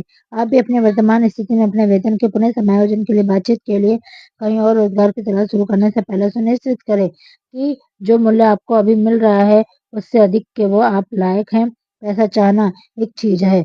हर कोई पैसा चाहता है लेकिन आपका अधिक लायक होना पूरी तरीके से अलग बात है। बहुत से लोग अपनी देय राशि मानने की गलती करते हैं। अपनी वित्तीय आवश्यकताओं का इच्छाओं का अपने मूल्य में कोई भी लेन देन नहीं है। आपका मूल्य पूरी तरीके से उपयोगी सेवा प्रदान करने और अपनी क्षमता अपनी सेवा को प्रदान करने के लिए दूसरों को प्रेरित करने की अपनी क्षमता में स्थापित होता है। स्वयं की सूची बनाएं 28 प्रश्न जिसका आपको जवाब देना चाहिए। व्यक्तिगत सेवाओं के प्रभावी विपणन में वार्षिक आत्म-विश्लेषण आवश्यक है, जैसे कि विक्रम में वार्षिक सूची के अलावा वार्षिक विश्लेषण की गलती की कमी और गुणों में वृद्धि का खुलासा करना चाहिए। जीवन में इंसान आगे बढ़ता है, खड़ा रहता है, पीछे चला जाता है। किसी का भी उद्देश्य जाहिर है, आगे बढ़ना होना चाहिए। वार्षिक आत्म-विश्लेषण खुलासा करेंगे कि उन्नति हुई है या फिर नहीं। यदि हाँ, तो कितनी? यदि किसी के पीछे की तरह कोई आमदनी उठाया गया है, तो उसका भी खुलासा यह होगा कि व्यक्तिगत सेवा के बराबरी विपणन के लिए आपको आगे बढ़ना चाहिए। भले ही प्रगति धीमी ही क्यों ना हो। आपका वार्षिक आत्म-विश्लेषण प्रत्येक वर्ष के अंत में किया जाना चाहिए, ताकि आप नए साल के संकल्प में किए जाने वाले उन सुधारों को शामिल कर सके। जब विश्लेषण इंगित करता है, ये सोचिए ले अपने निम्नलिखित प्रश्नों को पूछते हैं और अपने जवाबों को जांच किसी ऐसे व्यक्ति की सहायता से करवाते हुए जो आपकी सटीकता के अनुसार आपको खुद के जवाबों के बारे में धोखा देने की अनुमति ना दे सके। व्यक्तिगत सूची के लिए आत्म-विश्लेषण प्रश्नावली। पहला, क्या मैंने इस साल के लिए अपने उद्देश्य के रूप में स्थापित लक्ष्य प्राप्त कर लिया है? और यदि हाँ, तो दूसरा, क्या मैंने अपने सर्वोत्तम संभवतः गुणवत्ता की सेवा प्रदान की है जिसके लिए मैं सक्षम था, या सेवा को किसी हिस्से में मैंने सुधार किया है? तीसरा, क्या मैं सबसे बड़े संभव मात्रा में सेवा प्रदान की है जिसमें मैं सक्षम था? चौथा, क्या मेरे आचरण की भावना से हर समय सामंजस्यपूर्ण और सहयोग वाली रही है? पांचवा, क्या मैंने अपने विलंब की आदतों को दक्षता में कमी करने की अनुमति दी है? यदि हाँ, तो किस हद तक? छठा, क्या मैंने अपने व्यक्तिगत सुधार किया है? यदि हाँ, तो किन कारणों से? सातवां, क्या मैं अपनी योजनाओं को अंत में सफलतापूर्वक पूरा करने में दृढ़ हूँ? तो आठवां, क्या मैं सभी अवसरों पर तुरंत और निश्चित रूप से फैसले को पहुंचता हूँ? नौवां, क्या मैंने अपने दक्षता की कमी के लिए 6 बुनियादी लहरों में से किसी एक यादी की अनुमति दी है? 10वां, कि मैं एक अपनी अति संभावना के लिए या फिर कम संभावना में रहा हूँ? 11वां, काम में मेरे सहयोगी के साथ मेरे से सुखद हैं या दुखद रहे हैं? यदि वे दुखद हैं, तो क्या गलती की आंशिक रूप से पूरी तरीके से रही है मेरी? 12वां, मैंने अपने प्रयासों की एकरूपता की कमी के कारण अपनी कृषि ऊर्जा का अपव्यय किया है? 13वां, क्या मैं सभी विषयों के संबंध में खुले दिमाग और सहिष्णुता रखता हूँ? 14वां, क्या मैंने सेवा प्रदान करने वाली क्षमता को किसी प्रकार सुधार किया है? 15वां, क्या मैं अपनी आदतों में किसी प्रकार के असहमी रहा हूँ? 16वां, क्या मैंने यह खुले को तौर पर अपने चिपके और अहंकार में किसी के रूप से व्यक्त किया है? 17वां, क्या अपने सहयोगों को मेरा आचरण ऐसा रहा जिसमें उनको लोगों को मेरा सम्मान रखने के लिए प्रेरित किया हुआ? 18वां, क्या मेरी राय और निर्णय अटकलबाजी पर आधारित है या विश्लेषण और विचारों की विशेषता पर आधारित रहती है? 19वां, क्या मैंने अपने समय, अपने खर्च, अपने आय का बजट बनाने की आदत का पालन किया है और क्या मैं इन बजटों में सतर्क रहा हूँ? 20वां, मैंने कितना समय लाभहीन प्रयास करने के लिए समर्पित किया है जिनका इस्तेमाल मैं बेहतर लाभ के लिए करता था? 21वां, मैं अपने समय का फिर से बजट कैसे बना सकता हूँ और अपनी आदतों को बदल सकता हूँ ताकि अपने आने वाले वर्ष के दौरान अधिक दस्त हो सकूं? 22वां, क्या मैं अपने किसी भी आचरण पर दोषी हूँ जिसे मेरे विवेक में स्वीकार नहीं किया है? 23वां, किन कारणों से मैंने उससे अधिक और बेहतरीन सेवा प्रदान की है जिससे वह मुझे भुगतान किया था? 24वां, क्या मैं किसी तरह का किसी के प्रति अनुसरण रहा हूँ? यदि हाँ, तो किस तरीके से? 25वां, यदि मैं इस वर्ष के लिए अपनी सेवाओं को खरीद लेता हूँ, तो क्या मैं अपने से खरीद से संतुष्ट हूँ? 26वां, क्या मैं सही व्यवसाय में हूँ? यदि नहीं, तो क्यों नहीं? 27वां, क्या मेरी सेवा में खरीदार मेरी प्रदान की गई सेवा से संतुष्ट हैं? यदि नहीं, तो फिर क्यों नहीं? 28वां, सफलता के मौलिक सिद्धांतों पर मेरी वर्तमान रेटिंग क्या है और इनमें क्या स्पष्टता है? इस अध्ययन के अध्ययन में दी गई जानकारी और पढ़ने में आत्मसात करने के लिए आप अपने व्यक्तिगत सेवा के विवरण में व्यवहारिक योजना बनाने के लिए तैयार है। इस अध्ययन में नेतृत्व की प्रमुख विशेषता रहित व्यक्तिगत सेवा की बिक्री की योजना बनाने में आवश्यक हर सिद्धांत का एक पर्याप्त विवरण मिल जाएगा। नेतृत्व में विफलता का सबसे सामान्य कारण नेतृत्व के लिए अवसर के क्षेत्र का विपणन है। जीवन के सभी क्षेत्रों में विफलता का मुख्य कारण महत्वपूर्ण सवाल जो आत्म-विश्लेषण में इस्तेमाल किया जाना चाहिए। इस सटीक जानकारी के इस व्यापक विस्तृत प्रस्तुत को शामिल किया गया है क्योंकि इसका कोई ज़रूरत उन लोगों को होगी जिसे व्यक्तिगत सेवा के विपणन के द्वारा धन का संचय शुरू करना होगा। वे लोग जिन्होंने अपनी किस्मत को खो दिया है, जो पैसा कमाने की शुरुआत ही कर रहे हैं, उनके पास धन के बदले पेश की गई व्यक्तिगत सेवा के अलावा कुछ भी नहीं है। इसीलिए ये आवश्यक है कि उनके पास सबसे अच्छे लाभ के लिए बाजार सेवाओं के लिए आवश्यक व्यवहारिक जानकारी उपलब्ध हो। इस अध्ययन में निहित जानकारी में उन सभी के लिए महान मूल्य की होगी जो किसी भी क्षेत्र का नेतृत्व पाने की ख्वाहिश रखते हैं। यह उन लोगों के लिए विशेष रूप से उपयोगी होगा जो व्यापार और औद्योगिक अधिकारी के रूप में अपने सेवा को बेचने का लक्ष्य रखते हैं। यहाँ भी दी गई जानकारी को समझना, पूरी तरीके से आत्मसात करना अपने सेवाओं को विपणन में सहायक होगा। ये लोगों को पहचानने के लिए विश्लेषणात्मक सक्षम रूप से सहायक होगा। ये जानकारी कर्मचारी, निदेशक, रोजगार प्रबंधकों, कर्मचारियों के चयन करने के लिए, संगठनों के रख रखाव और अन्य अधिकारियों के लिए अमूल्य होगी। यदि आपका ये बयान पर शक है तो 28 आत्मविश्लेषण के सवालों में लिखित में देकर दृढ़ता और प्रश्न से करें। भले ही आपका बयान सटीकता में शक नहीं है, ये दिलचस्प और लाभदायक दोनों ही हो सकता है। धन जमा करने के लिए आपको कोई व्यक्ति कहाँ और कैसे खोज सकता है? अब जबकि इन सिद्धांतों का प्रदर्शन हो चुका है जिसके द्वारा धन कमाया जा सकता है, तो हम स्वाभाविक रूप से पूछते हैं कि इन सिद्धांतों को लागू करने के लिए हम अनुकूल अवसर कहाँ पा सकते हैं। बहुत अच्छा, सूची लेकर देखते हैं कि संयुक्त राज्य अमेरिका बड़ा और छोटा धन खोजने वाले व्यक्ति को क्या पेश करता है। शुरुआत के लिए हम याद रखें कि हम सब ऐसे देश में रहते हैं जहाँ कानून का पालन करने वाले हर नागरिक को विचार और कर्म की स्वतंत्रता प्राप्त है। दुनिया में कहीं भी अप्रतिम है, इसमें अधिकांश है उन स्वतंत्रता के फायदे जिसकी सूची नहीं बनाई गई है। हमने अपनी असीमित स्वतंत्रता और दूसरे देशों की सीमित स्वतंत्रता के साथ कभी तुलना नहीं की है।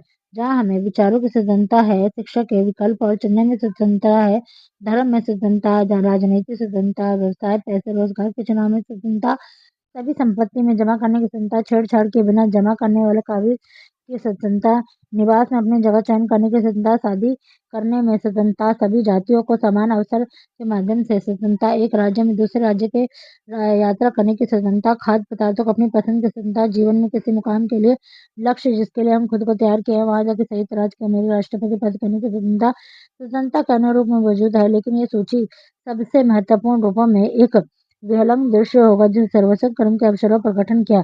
स्वतंत्रता का यह सबसे अधिक विशिष्ट है क्योंकि संयुक्त राज्य अमेरिका ही एकमात्र ऐसा देश है जहाँ प्रत्येक नागरिक को, चाहे मूल निवास हो या प्रवासी, इनकी व्यापक विविधता की एक सूची की गारंटी देता है। आइए जानते हैं कुछ आशीर्वाद के ब्यौरे जैसे हमारी व्यापक संबंधों में हमारे हाथ है। उदाहरण के लिए एक औसत अमेरिका परिवार को ही ले लीजिए और अवसर और बहुतायत में इस देश के परिवार के हर सदस्य को उपलब्ध लाभों का प्रयोग कीजिए। पहला, भोजन। विचार और कर्म के सिद्धांत के साथ जीवन के तीन मूलभूत आवश्यकताएं भोजन, वस्त्र और आवास हमारी सार्वभौमिक सत्ता में कारण औसत अमीरी परिवार की दुनिया में कहीं पाए जाने वाले भोजन का उत्तम चयन की वित्तीय सीमा के भीतर स्थित कीमतों के ठीक दरवाजे पर उपलब्ध है। न्यूयॉर्क शहर का टाइम वेयर जिले के दिल में रहता है। खाद्य पदार्थों में उत्पाद के स्रोत से दूर मिटा दिया गया है।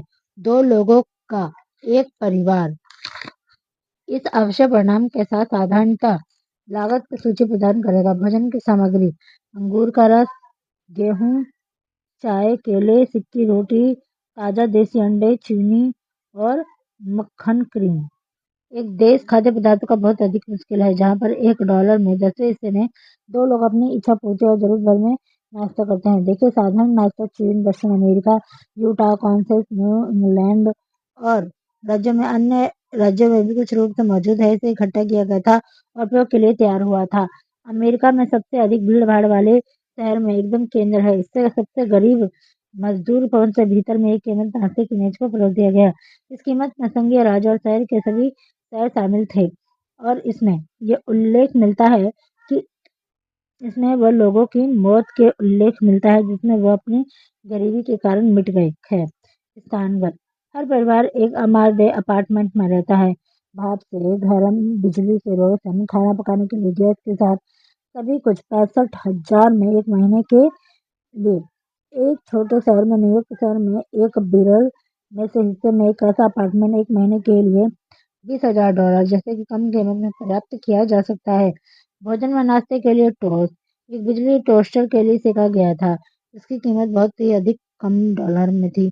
अपार्टमेंट एक क्यूब सफाई यंत्र के द्वारा साफ किया गया था जो बिजली के द्वारा चलता है। रसोई बाथरूम में गर्म ठंडा पानी हर समय उपलब्ध है।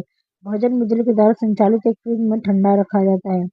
पत्नी अपने बाल घुंघराले करती है, अपने कपड़े धोती है और दीपक में चिपके हैं और प्लग के द्वारा बिजली में आसानी संचालित बिजली के उपकरणों में इस्त्री करती है। पति एक इलेक्ट्रॉनिक सेवा में सेव करते हैं और यदि वे चाहते हैं कि बिना किसी लागत केवल अपने रेडियो डायल घुमाकर 24 घंटे दुनिया भर में मनोरंजन प्राप्त करें तो इस अपार्टमेंट में कई सुविधाएं भी हैं। लेकिन पूर्वगामी सूची आजादी के कुछ ठोस सबूतों में से एक निष्पक्ष अनुमान दे सकेगी जिसका अमेरिका के लोग आनंद लेते हैं। तीसरा, वस्त्र। संयुक्त राज्य अमेरिका में कहीं भी औसत कपड़ों की आवश्यकता वाली औरत प्रति वर्ष $200, $2000 से कम में अधिक साज और बड़े करीने से तैयार हो सकती है और औसत आदमी भी उतने में ही या कम में तैयार हो सकते हैं। जीवन की केवल 3 मूलभूत आवश्यकताएं भोजन, वस्त्र, आवास उल्लेख किया गया है। औसत अमेरिकन नागरिक को प्रतिदिन 8 घंटे से कम के श्रम में मामूली प्रयास के बदले में अन्य अधिकारों के फायदे उपलब्ध है। इसके अलावा ऑटोमोबाइल परिवहन के सौभाग्य भी प्राप्त हुआ है। इसके समय एक आदमी अपनी इच्छा से बहुत छोटी सी कीमत पर कहीं जाना आना कर सकता है। औसत अमेरिका को जो दुनिया में किसी भी अन्य देश में नहीं मिला है, संपत्ति के अधिकारों की सुरक्षा प्राप्त है और इसका अधिकांश क्षेत्र में एक में बैंक में जमा कर सकता है, इस आश्वासन के साथ कि उसकी सरकारी सुरक्षा देगी। यदि बैंक विफल रहता है तो वह उसका भला क्या करेगी।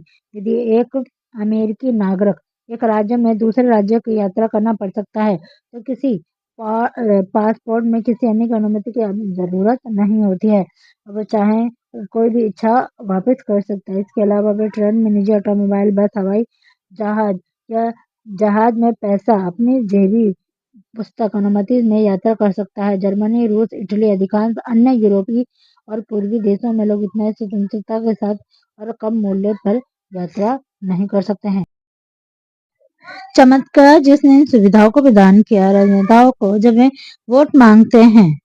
हम अक्सर अमेरिका की स्वतंत्रता की घोषणा करते हुए सुनते हैं, लेकिन शायद ही कभी स्वतंत्रता के स्रोत और प्रगति का विश्लेषण करने के लिए हमें सीमाएं निकालते या पर्याप्त प्रयास समर्पित होते हैं। कुचलने के लिए कोई कुल्हाड़ी, व्यक्त करने के लिए कोई दुर्भावना और क्रियान्वयन करने के लिए कोई गलत उद्देश्य न होते हुए हमें मुझे भूल कर भी विश्लेषण का विशेष अधिकारी है कि रहस्य में अमूर्त और बहुत गलत जो कुछ अमेरिका के हर नागरिकों को किसी अन्य देशों में पाए जाने वाले की तुलना में अधिक आशीर्वाद, धन जमा करने के लिए अधिक सुअवसर और हर प्रकार की अधिक स्वतंत्रता देता है। अदृश्य शक्ति के स्रोत और प्रकृति का विश्लेषण करने में मुझे अधिकार है क्योंकि मुझे पता है कि एक सदी के एक चौथाई में अधिक समय तक कई लोगों को जाना और समझना है जिन्होंने इन शक्ति का आयोजन किया है। कई लोग जो अब रख रखाव के लिए जिम्मेदार है। मानव जाति के हर रास्ते में परोपकारी का नाम पूंजी है।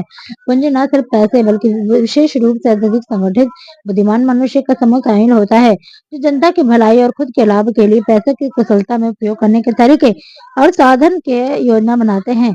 ये समूह वैज्ञानिक, शिक्षणों, रसायन शास्त्रियों, अन्वेषकों, व्यापार विश्लेषकों, प्रचारकों, परिवहन विशेषज्ञों, अकाउंटेंट, वकील, डॉक्टर, पुरुष, महिला दोनों से मिलकर बनते हैं जिन्होंने उद्योग व्यापार के सभी क्षेत्रों में अति विशिष्ट ज्ञान होता है। ये प्रयास नए क्षेत्रों में अग्रणी, क्रियाशील, चमकदार निशानी है। वे कॉलेज, अस्पतालों, सार्वजनिक स्कूल की मदद करते हैं, अच्छी सड़कों के निर्माण करते हैं, समाचार पत्र प्रकाशित करते हैं, सरकार की लागत का अधिकांश भुगतान करते हैं और मानव प्रगति के लिए आवश्यक विभिन्न विशेषण का देखभाल करते हैं।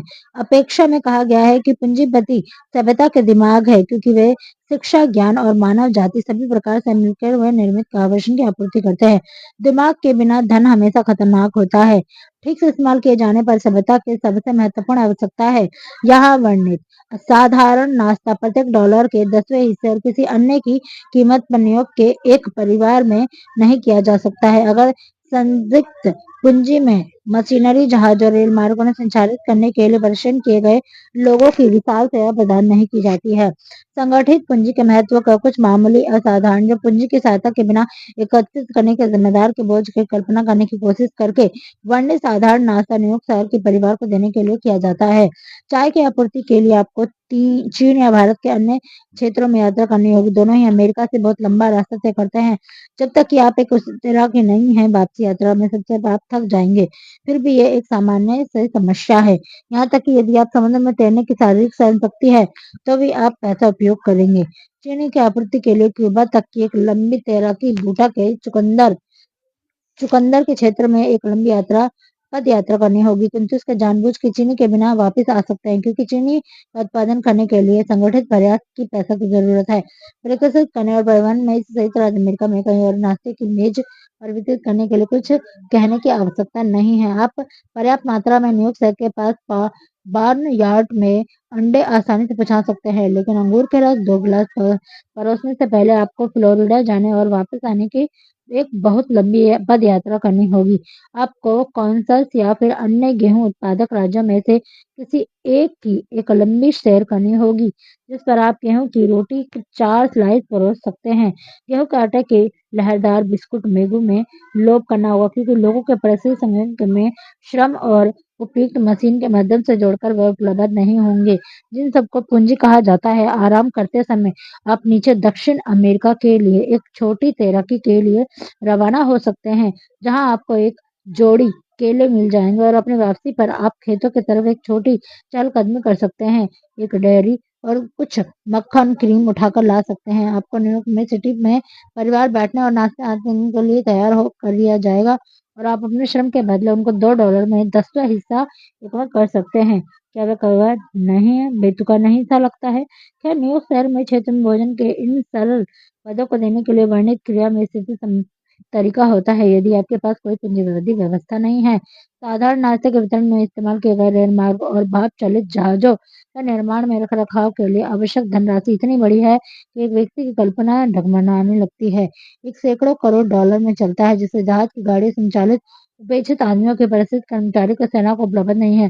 लेकिन परिवहन पूंजीवादी अमेरिका के आधुनिक सभ्यता की आवश्यकताओं का मात्र एक हिस्सा भर देता है। कुछ भी ढोया या सेंकने से पहले जमीन में उगाया गया और बाजार से निर्मित तैयार किया जाएगा। उपकरणों, मशीन और एंटी-बंदों विपणन के लिए लाखों पुरुष और महिला मजदूरी के लिए लाखों डॉलर में अधिक मांग करते हैं। भाप चालित जहाज रेलमार्ग धरती के भीतर नहीं फूट सकती और स्वचालित के रूप में कार्य नहीं कर सकते। ये सभ्यता की मांग के जवाब में उन मनुष्य को श्रम कौशल योजना के क्षमता के माध्यम से है, जिनके पास कल्पना, आस्था, उत्साह, निर्माण और हठ है। ये मनुष्य पूंजीपति के नाम से जाने जाते हैं। इसके साथ लाभ कमाने के लिए धन सृजित करने की इच्छा और उपयोगी सेवा का निर्माण करने में संचित करने और प्राप्त करने की प्रस्तुत करने के लिए प्रेरित होते हैं, क्योंकि वे ऐसी सेवा प्रदान करते हैं जिसके बिना कोई भी सभ्यता नहीं होगी। वे खुद को भारी मात्रा में धन के रास्ते में डाल देंगे। बस रिकॉर्ड को सरल समझ पाने के लायक बनाए रखने के लिए मैं जुड़ूंगा। यह पूंजीपति स्वनिर्मित मनुष्य, जिन्हें मैं ज्यादातर मंजी वक्ता के तौर पर बोलने के लिए सुना जाता है, वह वही व्यक्ति है जो अतिवादी, धूर्त, बेईमान नेता और संशोधन स्रोत के नेता हैं, वॉल स्ट्रीट के रूप में उल्लेख किया है। मनुष्य को किसी भी समूह अर्थव्यवस्था की किसी भी प्रणाली के लिए उनके खिलाफ एक हिदायत पेश करने की कोशिश नहीं करता। ये संशोधनवादी श्रमिक नेताओं के संदर्भ में कहा गया है। जब मैं सामूहिक सौदेबाजी की निंदा करने का प्रयास नहीं कर रहा हूँ, तो मेरा उद्देश्य न पूंजीवादी के रूप में है, न सभी व्यक्ति के साथ परिणाम देने का है। इस पुस्तक में उद्देश्य एक विदेश के जिसके लिए ईमानदारी में एक चौथाई सदी से अधिक समर्पित किया गया है, उन सभी को ज्ञान चाहते हैं जो भरोसेमंद दर्जन पेश करते हैं, जिसके माध्यम से वे व्यक्ति अपनी इच्छा करने के लिए जमा करते हैं। मैंने पूंजीवादी व्यवस्था के अधिक लाभ के लिए विश्लेषण किया। ये दर्शाने के लिए, दोहराने के लिए इस प्रकार है। पहला, जिन सभी को धन तलाश है, उन्हें ऐसे सिस्टम को समझना और खुद का अनुसरण करना होगा जो किस्मत के बड़े और छोटे सभी दृष्टिकोणों को नियंत्रित करता है। दूसरा, उस तस्वीर का विपरीत पक्ष पेश करना जो उन राजनेताओं और जन समुदाय और नेताओं के द्वारा सिखाए गए हैं, जो संगठित पूंजी या जहरीली वस्तु के रूप में चर्चा करते हुए इसके द्वारा उठाए जाने वाले मुद्दों को जानबूझकर काला करते हैं। ये एक पूंजीवादी देश है और पूंजी उपयोगी में विकसित किया गया था। हम जो स्वतंत्रता और अवसर के आशीर्वाद के हिस्से में लेने का अधिकार दावा करते हैं, हम धन जमा करने की तलाश में अच्छी तरह से जानते हो सकते हैं कि यदि संगठित पूंजी इन लाभों की आवश्यकता नहीं होती है, तो धन लाभ न के अवसर न के बराबर पैदा होंगे। 20 से अधिक वर्षों तक आमूलवादी और स्वार्थी राजनेता, धूर्त श्रमिक नेता, समय समय पर धार्मिक नेताओं के वॉल स्ट्रीट मुद्रा परिवर्तनों और बड़े व्यापार के हवाई फायर करना कुछ हद तक लोकप्रिय और विधिशाली रहा है।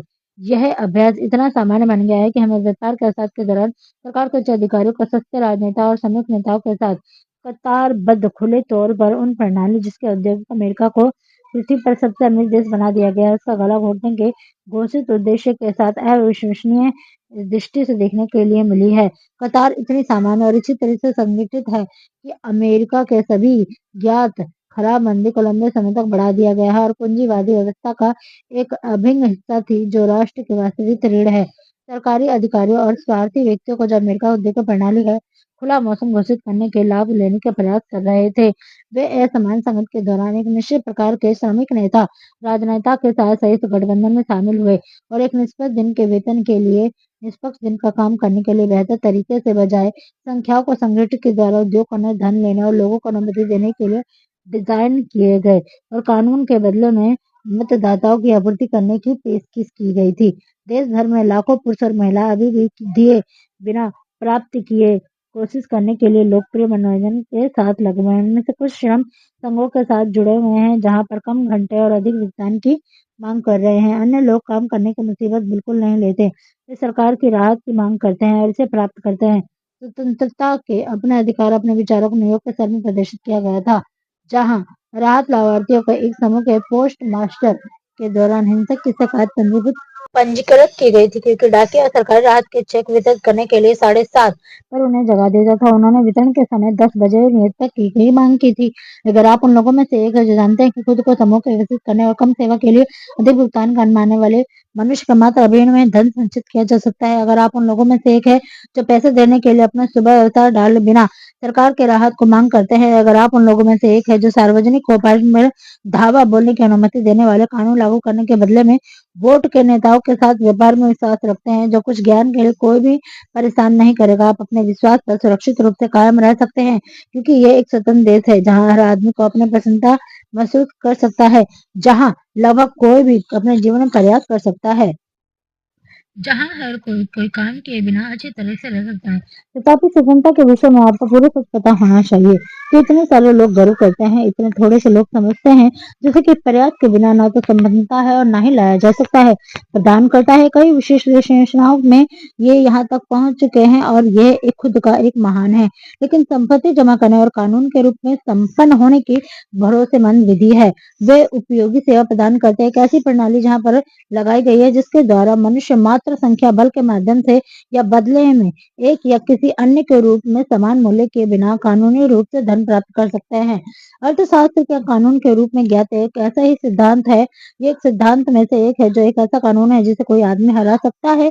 ये सिद्धांत के नाम में अच्छी तरीके से गांठ बांध ले और इसे याद रखिए क्योंकि सभी नेता और राजनीतिक मशीनों में कई अधिक शक्तिशाली है।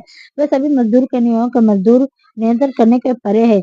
किसी भी क्षेत्र के धूर्त और नेताओं के द्वारा से झुकाया नहीं जा सकता है, ना ही प्रभावित किया जा सकता है, ना ही रिश्वत दी जा सकती है और इसके अलावा इसके पास कुछ सीख देने के लिए आंख और बड़ी खाते में एक आदर्श व्यवस्था है जिसमें से एक इनाम प्राप्त किया जा सकता है और कोशिश करने में कारोबार में लगे हुए लेन देन की सटीकता खातिर रखता है। देर सवेर उसमें लेख परीक्षण आएंगे और व्यक्ति बड़े और छोटे दोनों अभिलेखों पर विचार करेंगे, एक लेख मांग सकते हैं। वॉल स्ट्रीट बड़े व्यवसाय पूंजी का लुटेरा स्वार्थ यह भी नाम आप इस प्रणाली को देने के लिए चुनते हैं जिसमें हमें अमेरिकी संविधान दी गई है। मनुष्य के एक ऐसे समाज का प्रतिनिधित्व करता है जो एक शक्तिशाली अर्थव्यवस्था के कानून को समझते हैं और इसका सम्मान करते हैं, खुद को इसके अनुकूल बनाते हैं और इसके वित्तीय नियंत्रण में कानून का सम्मान करने का अनुभव करते हैं। अमेरिका में रहने वाले ज्यादातर लोग इस देश के पूंजीवादी प्रणाली में बहुत कुछ पसंद करते हैं। मैं मानता हूँ कि मुझे किसी बेहतर देश के बारे में नहीं पता है जहाँ एक व्यक्ति को संपत्ति जमा करने और यहाँ से अधिक अवसर मिल सकता है।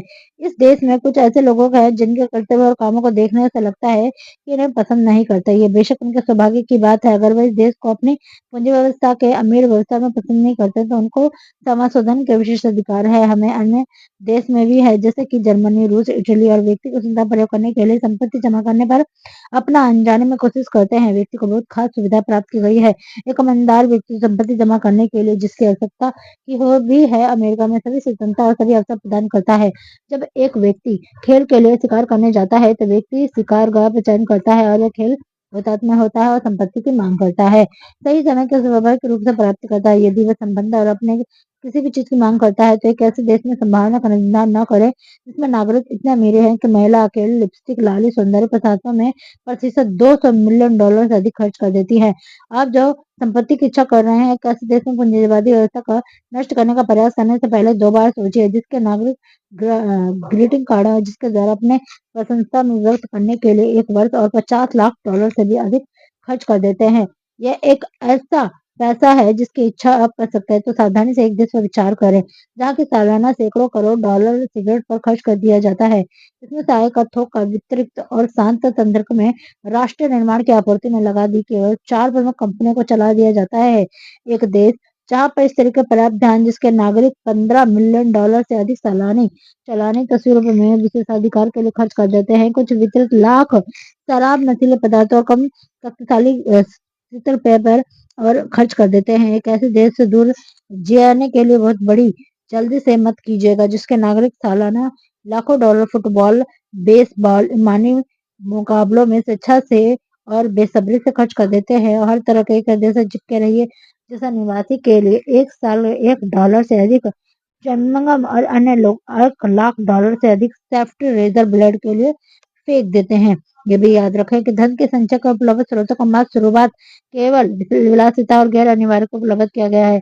लेकिन याद रखिए कि कुछ माल आइटम का उत्पादन, परिवहन, विपणन व्यवसाय कई लाख पुरुषों और महिला के नियमित रोजगार देता है जो अपनी सेवाओं के बदले लाख डॉलर मासिक प्राप्त करते हैं। इसे विलासिता और सत्ता दोनों के लिए स्वतंत्र रूप से खर्च कर देते हैं। विशेष रूप से याद रखें कि व्यापार और व्यक्तिगत सेवाओं के इन सभी लेन-देन के पीछे संपत्ति जमा करने और अवसर को बताने में पाया जा सकता है। हमारी अमेरिकी स्वतंत्रता किसी भी व्यक्ति की सहायता करने के लिए आपको किसी अन्य व्यवस्था को जारी रखने का प्रयास किसी भी अन्य हिस्से में संघ करने और रोकने के लिए नहीं की जा सकती है। यदि व्यक्ति में बेहतर प्रतिभा, परीक्षण और अनुभव है तो व्यक्ति बड़ी मात्रा में संपत्ति जमा कर सकता है जो कि इतने भाग्यशाली नहीं है वे छोटी मात्रा में जमा करता है। कोई भी एक बहुत ही मामूली श्रम शक्ति के पहले जीविका जमा कर सकते हैं तो आप कहाँ हैं? अवसर में अपने सामने वह माल फैला दिया है और सामने इस तरह का कदम बढ़ा है कि आप चाहते हैं कि इसका चयन कीजिए, अपनी योजना बनाएं और योजना कार्य करने के लिए डाल दीजिए, दृढ़ता के साथ पूरा कीजिए, बाकी काम पूरे पूंजावादी अमेरिका करेगा। आप इस पर निर्भर कर सकते हैं। पूंजावादी अमेरिका के व्यक्ति के उपयोगी सेवा प्रदान करते हैं। सेवा के मूल्य में अनुपात में संपत्ति इकट्ठा करने और अवसर सुनिश्चित करता है। प्रणाली किसी भी तरह लेकिन ये कुछ ना कुछ से अच्छा नहीं है, इसका वादा नहीं कर सकते क्योंकि प्रणाली स्वयं अपरिवर्तनीय रूप में अर्थशास्त्र के कानून के द्वारा निर्धारित की जाती है जो दिए बिना प्राप्त नहीं होता, को न पहचानती हो और न लंबे समय तक बर्दाश्त करती है। अर्थशास्त्र के कानून की प्रगति के द्वारा प्राप्त किया जाता है। कोई उच्चतम न्यायालय नहीं है। इस कानून का उल्लंघन करने वाले अपील की जा सकती है। कानून किसी भी इंसान के हस्तक्षेप की संभावना के बिना उल्लंघन करने के लिए सजा और अनुपालन करने के लिए उन्हें उचित इनाम दोनों ही बांटता है। कानून की निरस्त नहीं किया जा सकता है। आकाश के चारों तरफ निश्चित रूप से तारों का नियंत्रण करने वाली प्रणाली अध्ययन इसके हिस्सा है। क्या व्यक्ति अपने आप को अर्थशास्त्र के कानून के अनुकूल से होने से मना कर सकता है? निश्चित रूप से ये एक स्वतंत्र देश है जहाँ पर सभी अर्थशास्त्र के कानून की अनदेखा के विशेष अधिकार सहित समान अधिकारों के साथ पैदा होते हैं। फिर क्या होता है? क्या कुछ नहीं होता? तब तक के लोगों की बड़ी संख्या में अनदेखी के घोषित उद्देश्य के संगठनों में शामिल नहीं होता है और वो चाहते हैं कि उन्हें बल देने के लिए नहीं लगते। फिर अच्छी तरीके से संगठित में फायरिंग, दोस्तों और मशीन घरों का तानाशाह आता है। हम अमेरिका के सभी तक के अवस्था में नहीं पहुंचे हैं लेकिन हमने सुना है कि ये प्रणाली कैसे काम करती है। हम इसके बारे में नहीं जानना चाहते हैं और शायद हम इस काफी भीषण और वास्तविकता के ज्ञान के लिए काफी भाग्यशाली भी नहीं है। निसंदेह हम भाषण की स्वतंत्रता, कार्य करने की स्वतंत्रता और धन के लिए बदले उपयोगी उपयोगी सेवा प्रदान करने की स्वतंत्रता को पसंद करेंगे। वोट के बदले सार्वजनिक कोषागार दावा करने के लिए विशेष अधिकार, पुरुषों और महिलाओं को विस्तार देने के लिए सरकारी अधिकारियों के द्वारा अभ्यास का कभी कभी चुनाव के परिणाम प्राप्त होता है लेकिन जैसे रात के दिन आता है, अंतिम अध्याय आती है, वह गलत इस्तेमाल किया गया और हर पैसे चक्रवर्ती ब्याज के द्वारा लौटा देना पड़ता है। अगर वह लोग जिनकी तड़प रहे हैं चुकाने के लिए मजबूर नहीं होते हैं, बोझ के लिए बच्चों और बच्चों के बच्चों, यहाँ तक कि तीसरी और चौथी पीढ़ी तक बनता है, कर्ज के बचने का कोई रास्ता ही नहीं है।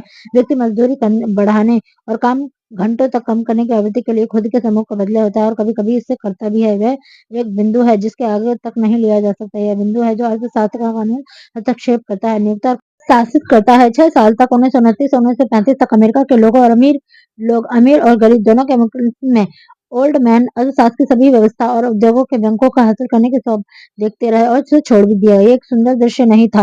इसमें भीड़ के वैज्ञानिक मनोविज्ञान के लिए हमारे सम्मान में वृद्धि नहीं होती जिसके माध्यम से लोगों को हवाओं के कारण बनाया गया और दिए बिना पाने की कोशिश शुरू किया गया। हम जो ये 6 हतोत्साहित वर्षों में होकर गुजरे हैं, ये भय काठी में समाया हुआ था और विश्वास धराशायी था। सकते हैं कि अर्थशास्त्र का कानून कितनी बेरहमी से अमीर और गरीब, कमजोर, मजबूत, बूढ़े और जवान सभी पर अपना उगा कर रहा है। हम इस तरीके के अनुभव से गुजरने की इच्छा नहीं करेंगे। ये टिप्पणियां थोड़े समय के लिए अनुभव आधारित नहीं है। वे अमेरिका की ज्ञात सबसे सफल और सबसे असफल दोनों लोगों के तरीकों को सावधानी पूर्वक किए गए विश्लेषण के 25 साल का परिणाम है। दोस्त वीडियो को लाइक से सब्सक्राइब करें।